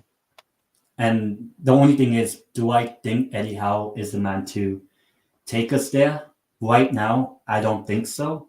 But I would love to be proven wrong. Yeah. Because I want to by now win trophies, but that's besides the point. We need to get the monkey off our back, because Spurs had a great team for 4 or 5 years. They could have won the Champions League. That team was capable of winning trophies, hence why they got into Premier League title races, Champions League final, FA Cup semi-final, a Carabao Cup final, maybe even a few more like FA Cup runs and stuff. But like that team, that Tottenham team, again, it was good enough. It was good enough to win even, actually, to hit at home, Newcastle team of the entertainers 90s, exactly. made it to Should have gotten two at least straight an FA finals. Cup out of that. Should have at least Yeah. got the FA Yeah. Cup out of that. Or Back even to FA Cup finals. And Well, even a Premier League both, in '96, albeit even though I wasn't born. Yeah. the thing that they were unlucky at both those FA Cup finals, they come up against The two best teams at that time. you know, Arsenal and Man United. I mean, Arsenal at the time, you know, you're I talking, think they won the double, I think, 98. yeah, well, Yeah. yeah, and that's the team. And then Man United won the treble. and they Bergkamp beat and his us. prime, and you know, players like that. Yeah, City, yeah, United also won the treble, so it's hard. But Right. then the thing is, we have to, I think, understand, and I'm sure the ownership do. If we're going to win silverware, we're going to have to find a way of beating these teams at some point. You're going to have to. Exactly. Yeah.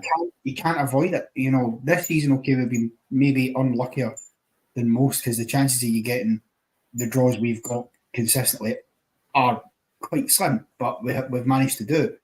Whereas, you know, where we maybe don't fear Chelsea just now, but then nobody does because they're not playing so well, there's still a slight fear factor when it comes to Liverpool, City, Arsenal. Yeah. Even, I think Even there's Man like United every Yeah. now and then. every now and then, because even though Eddie Howe's got a very good record against them the last 2 seasons, it's still Man United. So you're still like, you know, and we need to get over those hurdles. Actually, I just thought about it. Eddie Howe has played Manchester United as Newcastle United manager. He's unbeaten, One but loss. lost one game. And And it's of the course, one game Fine. that I wish we should have won. I wouldn't mind losing the 3 games after. Yeah, exactly. That's the thing that I feel. Eddie Howe, do I trust him? Yes, he can beat a Man United, a Man City in the Carabao Cup in the 3rd, 4th round.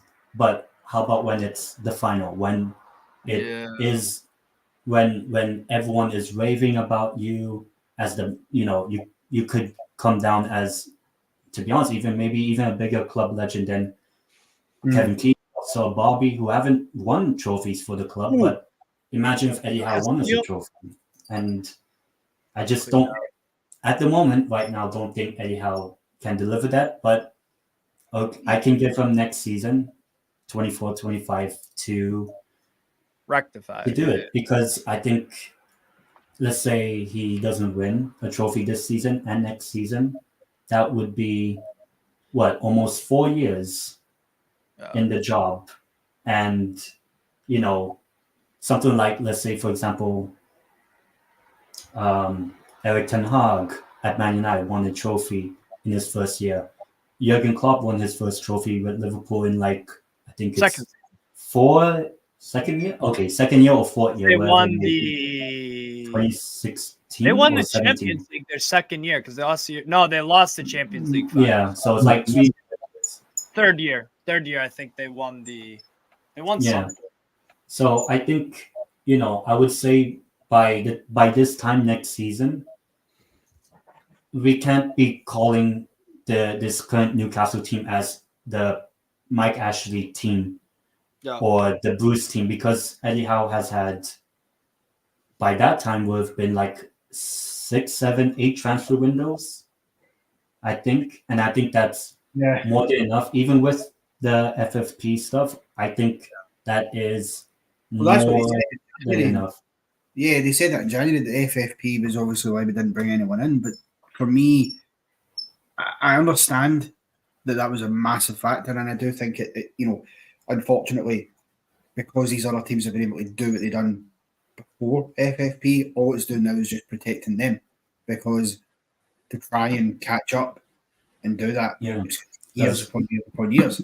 But I still maintain we should have brought somebody in January. Loan. You do smart business. They've done, all these other teams have done. PSG done it when they brought in Mbappe. They couldn't loan obligation. Because of the FFP, they couldn't actually outright buy him in that window. So they paid a loan fee and then they signed him. That's what we should have been looking to do there. I do think, though, it doesn't help as well as not all the signings have been. You look at Lewis Hall, that seems the most pointless. Yeah, and it seems like we're going I very don't actually. understand. I don't understand. Because he's not met the amount of minutes that he's had to play in order for it to that close to kick in. So he'll go back to Chelsea. I did wonder about that though, and as part of the reason Eddie Howe's not played him, have the board told him, look, we don't really think we want to pay that amount of money for him, so maybe or we're not 100% sure about the budget. Yeah, and that's maybe because when we were ravaged and we're playing the same players week in, week out, and he's on the bench, you kept wondering, why is Matt Ritchie coming on over Lewis Hall? Why is Lewis Hall not getting, and that was and you just thought, what's going on? And that might have been it. The pressure might have been, we don't know what the move it'll be, so just be careful and manage the minutes that he's getting. I think it's I think my only theory that I think could make some logical sense is the whole fucking what I said is that the board are unsure of the budget because it's not like we're in Aston Villa's position where the worst they'll do because they have so many points, they're probably going to be bare minimum Europa League. Oh, yes, it's pretty much guaranteed, and they'll probably make champs.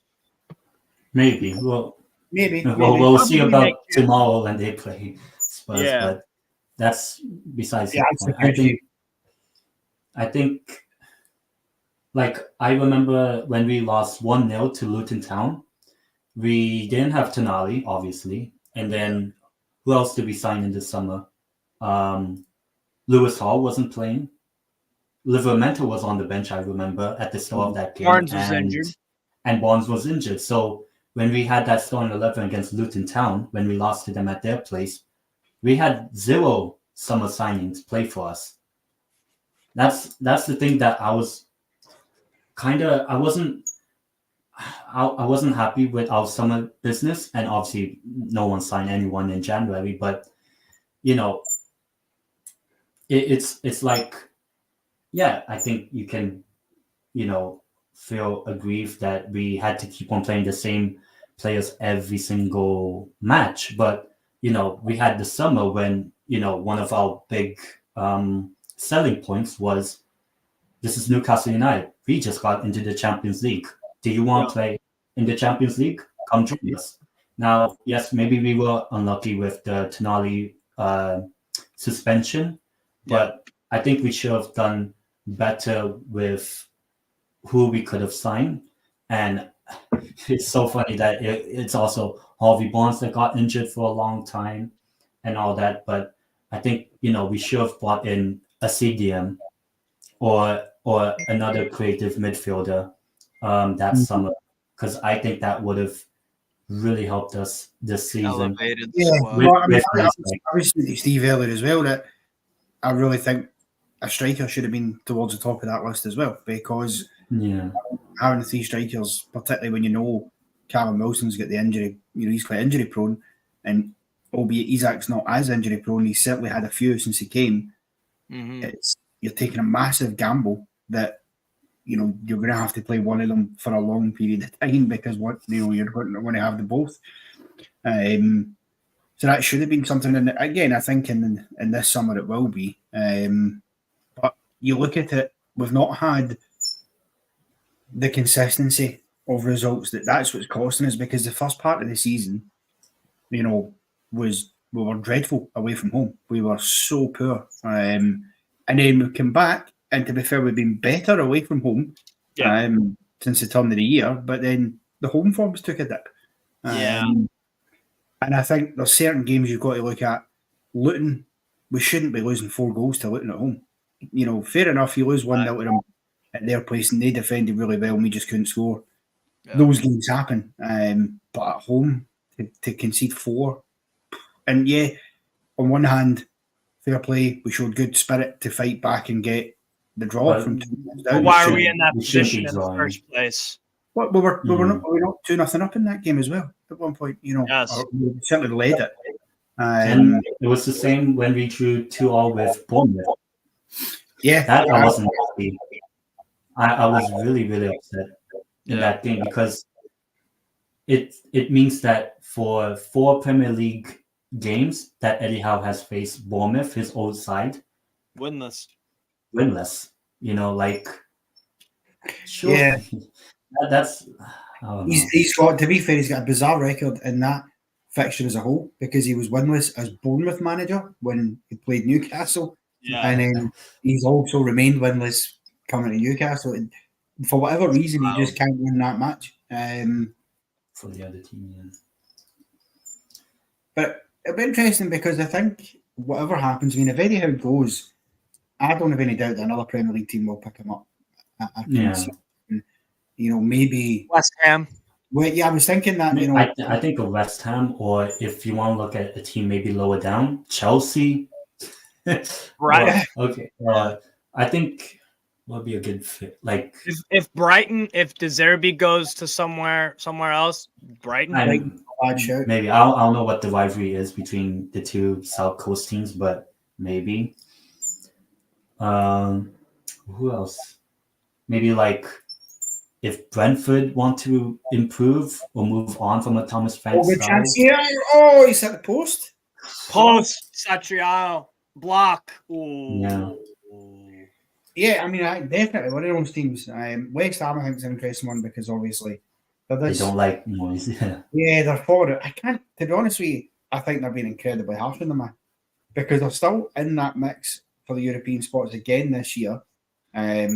Very much can still get 6. They could still probably at a stretch get into that top 5.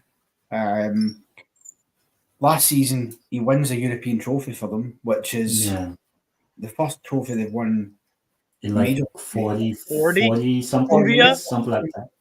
And obviously his first as a manager, which is, he was happy for him.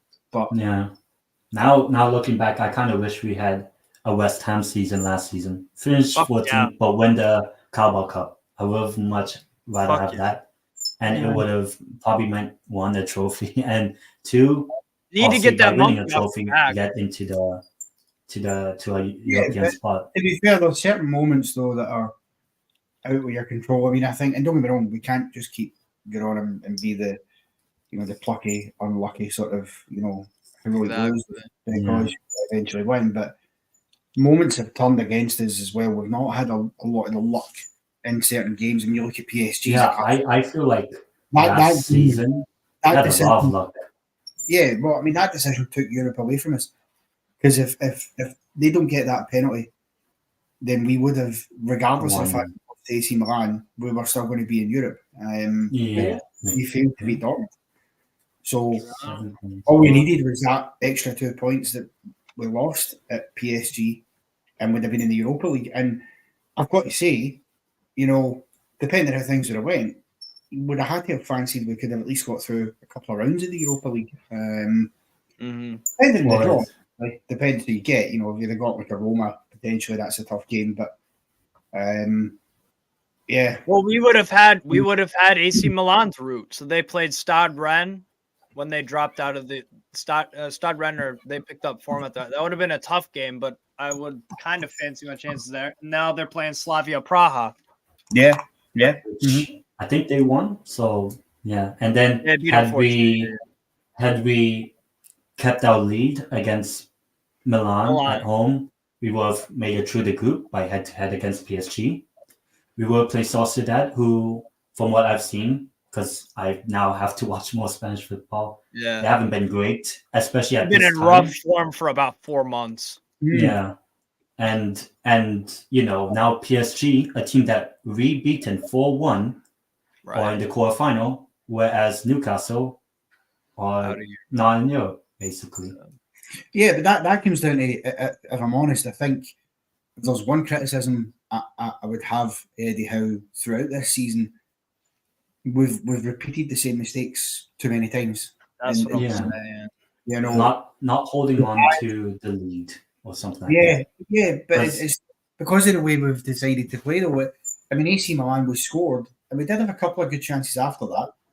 But then we sort of decided to just sit back and try and see out a 1-goal lead with a full half of football to go. And at that level, you just can't do it. At home, we should have been more aggressive and going at AC Milan, because AC Milan's defence was not a great defence. They don't, they were there to be got at if we had played the way we can.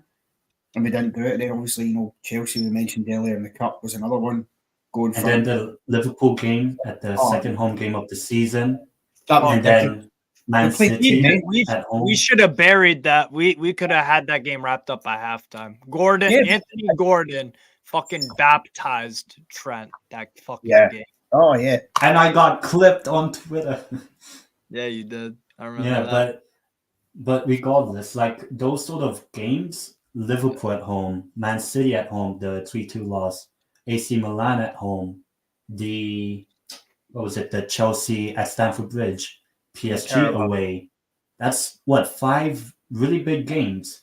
Had that been different, had those been wins or draws, who knows where we could have been, especially when we get players back from injury, because Barnes is back.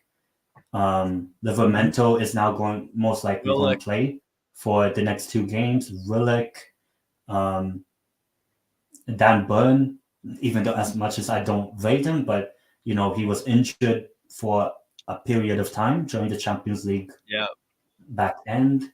So Satriano. Dumbia. Good poke. Oh, good ball. Header. Good ball. Oh, wow. Samba.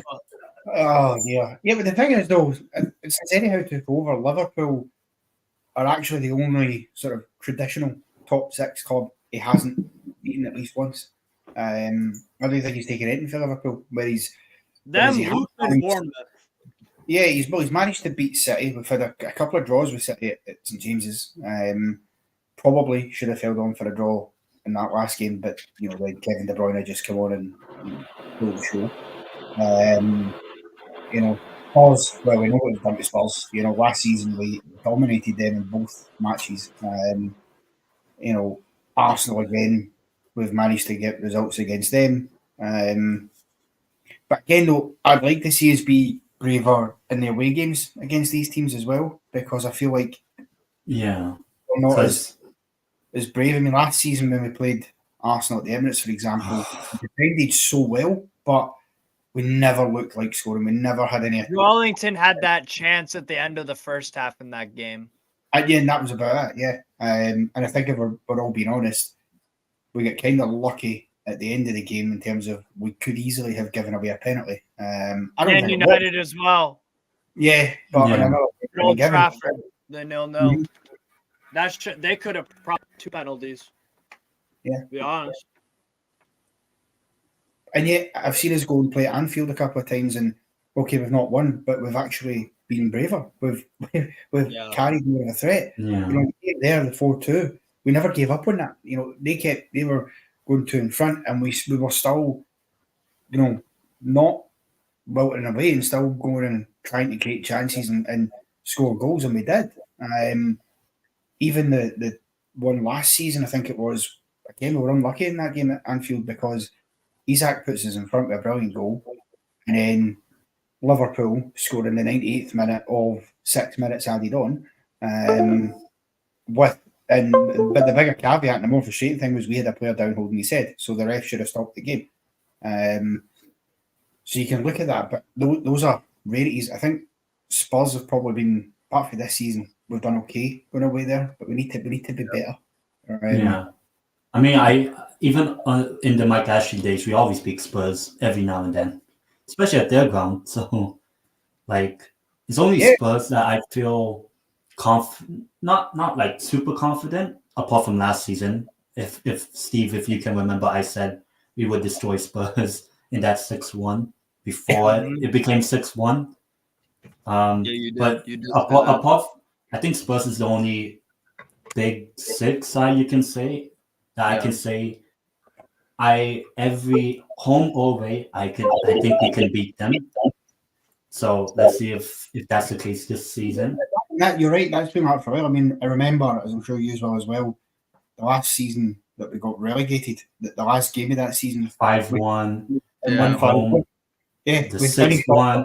I remember Tim Krul 11-12 saves in the 2013 White Hart season. Lane, yeah, that's right. What else? Jose Perez in 2014-15, I think it was. I think it was Perez In 14-15, we beat Spurs at their ground. And then Joe Wellington, when he was a striker, In we the beat orange shirt. Spurs. Yeah. Yeah. So, I Last mean, minute.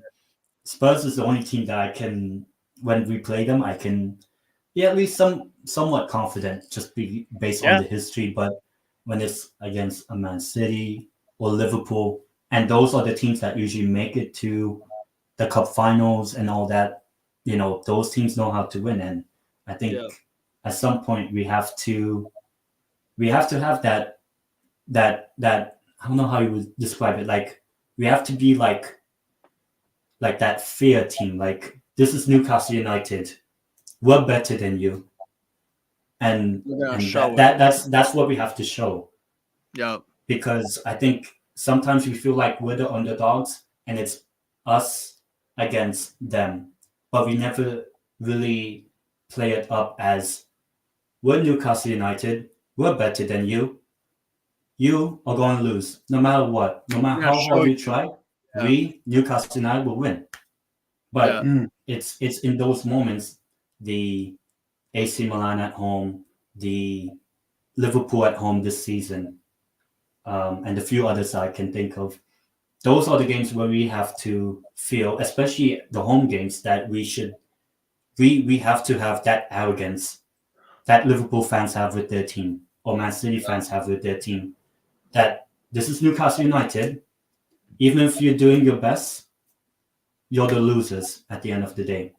Yeah. And unfortunately, it doesn't feel like that right now at Newcastle. But obviously, I hope when we play West Ham at home this season and Tottenham at home this season, and when we have the 4 and Everton, when we have the final 4 or 5 fixtures, which are against teams that haven't done well this season, we have to be honest, I think the final 4 games, Burnley, Sheffield United, Brighton, and Brentford, based on our historical record against those teams, we should be getting 12 points. Yeah. Ooh, I don't know when they'll schedule the Palace game, but, Palace away is tough. But, we've beaten Palace before. So I think the season has been great, but it's I always say the best time to be the best football club in the world is in April and May after that international break. If you are in form, you are going to achieve something, just like what Aston Villa did last season. Before that international break last season, not many people thought about Aston Villa as a team that will make Europe. Yeah. And then they destroyed us 3-0. I think they beat Tottenham. I'm not sure on that. Mm-hmm. And they drew with Liverpool and all that, and they eventually got the Europa League, Conference League.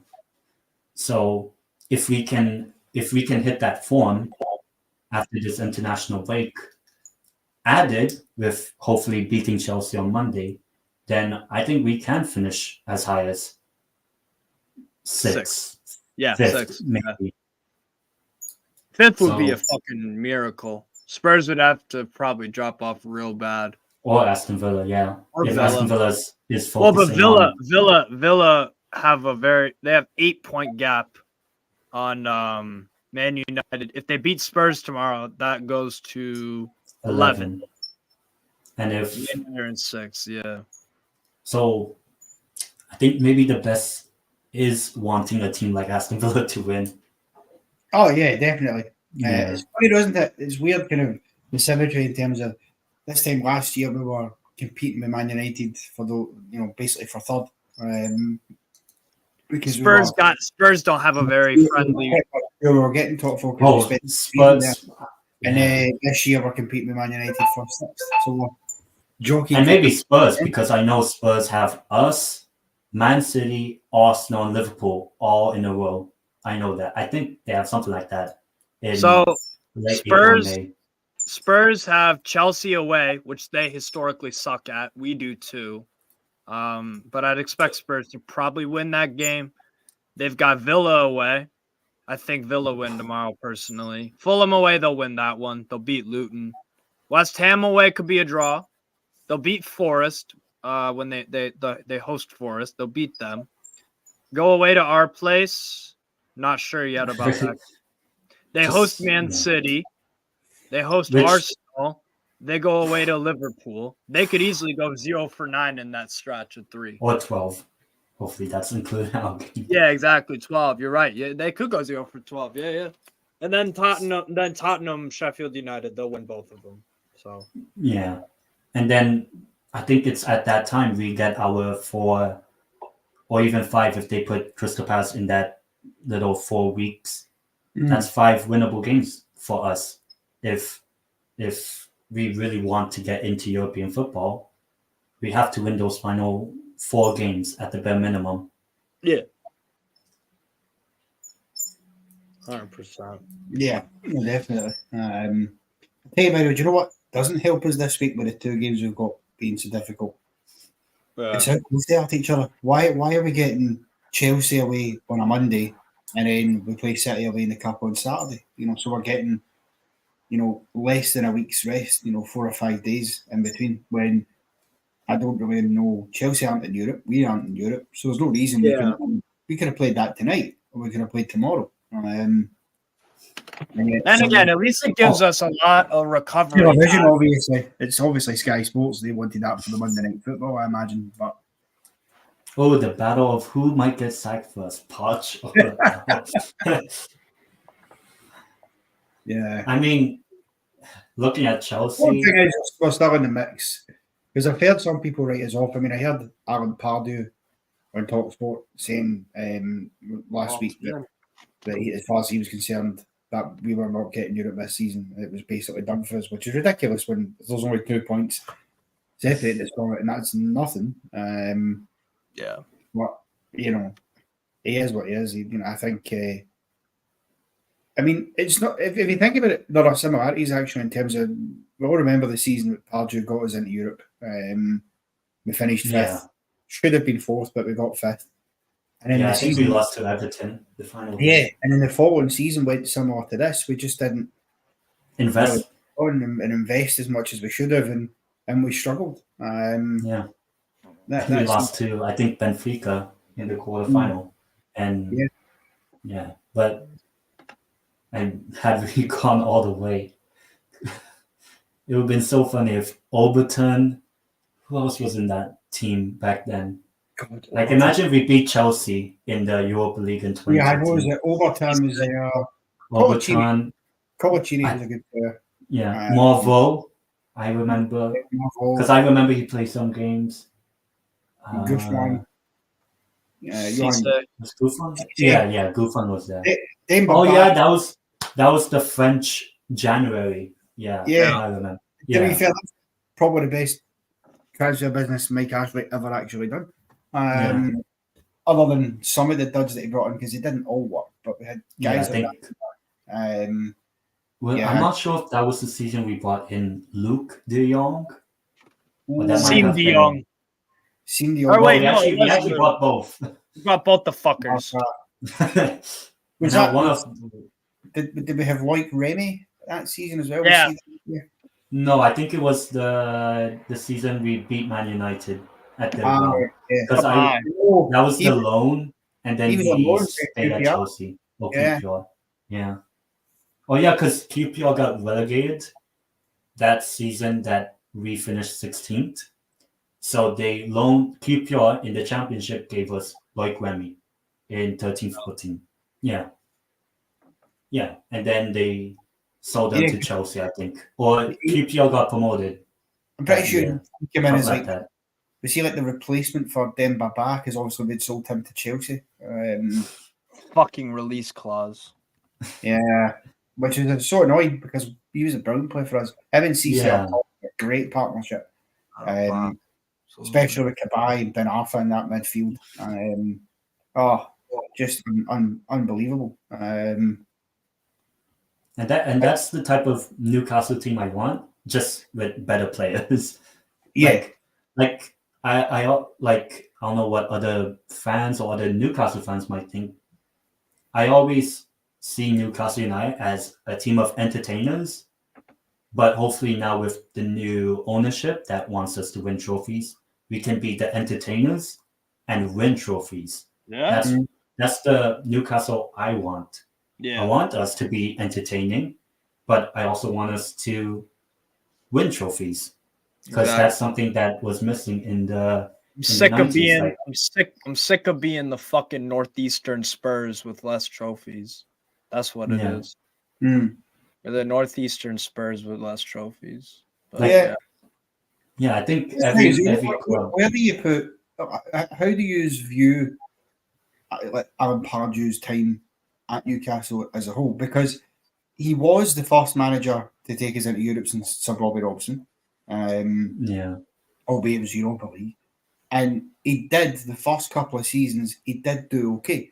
But towards the end of his tenure, especially when we started losing those players and not replacing them, it was a real struggle. And I remember seeing the PardewOut.com banners and all that at St James's.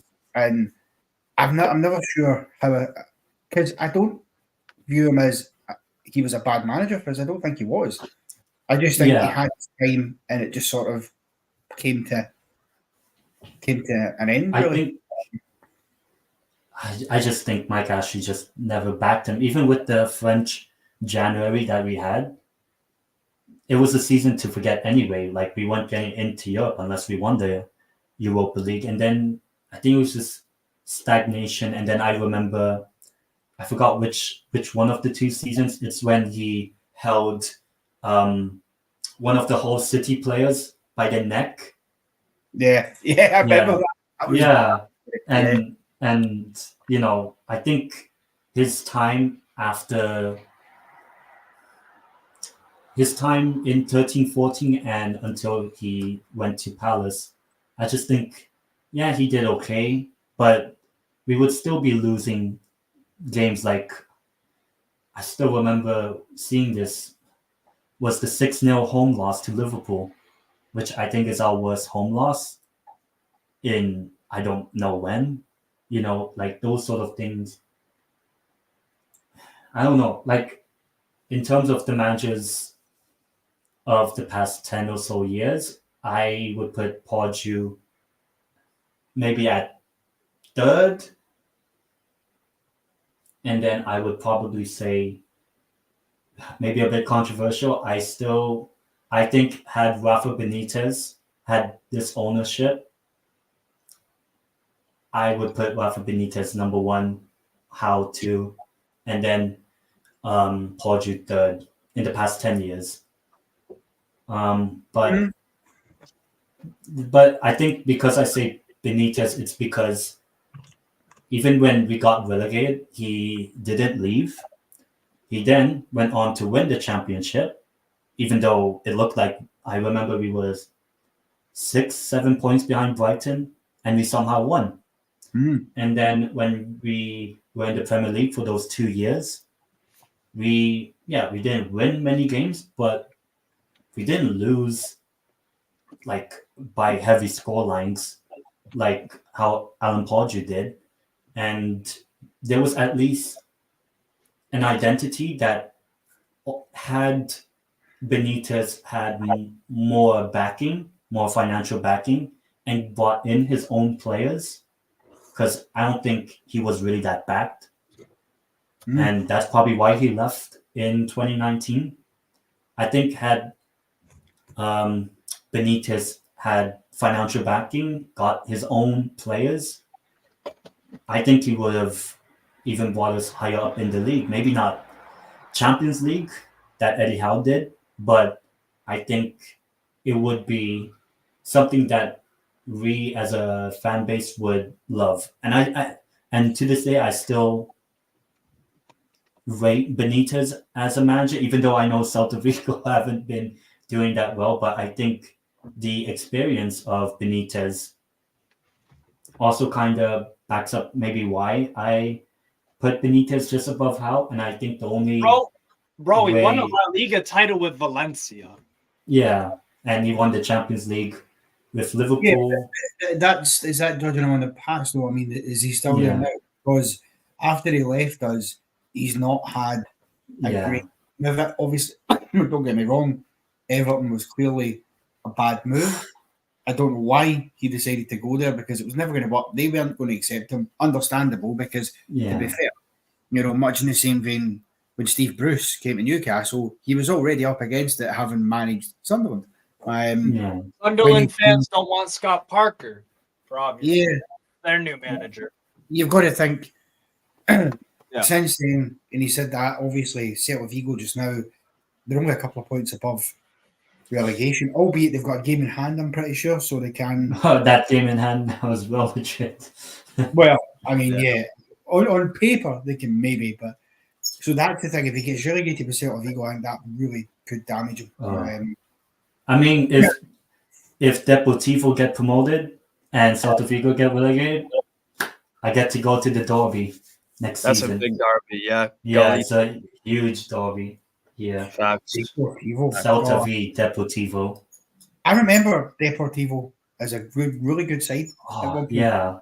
Played I know. Yeah, like there are a couple people I know here that are Deportivo fans. The time I said, "Oh, I'm going to a Celta Vigo game," they're like, "Why?" The fuck? Yeah. Yeah. But by the way, no, go on. Sorry, go on. Oh no! I was basically saying if I had to choose between the two, I haven't been to Deportivo Stadium yet. But if I had to choose between the two, I think I would pick Deportivo over Celta. And by the way, first super chat of this fucking channel's history right here. Thank you, Tony. Really, really fucking appreciate it. I've worked hard for this. And Tony, you're my fucking guy. Your Arsenal got the win today, so you're feeling good about life. You know what I'm saying? Thank you for the donation, bro. Top of the league. Appreciate it. Smash like, support my brother Steve. Appreciate it a lot, Tony. You're my guy, 100%. But yeah, people, I gotta wrap up this stream, and we're doing another one because I'm keep on streaming all fucking day, people. But yeah, big up, Tony. Thank you so much. Really appreciate that. And thank you, Ten and Connor, for coming on, guys. Really, really appreciate it. Yeah, pleasure as always, Steve. Guys, good shit. But yeah, take care, people. If you haven't already, hit the like button and subscribe. Channel's growing pretty well. But yeah, peace out, people. Have a good one.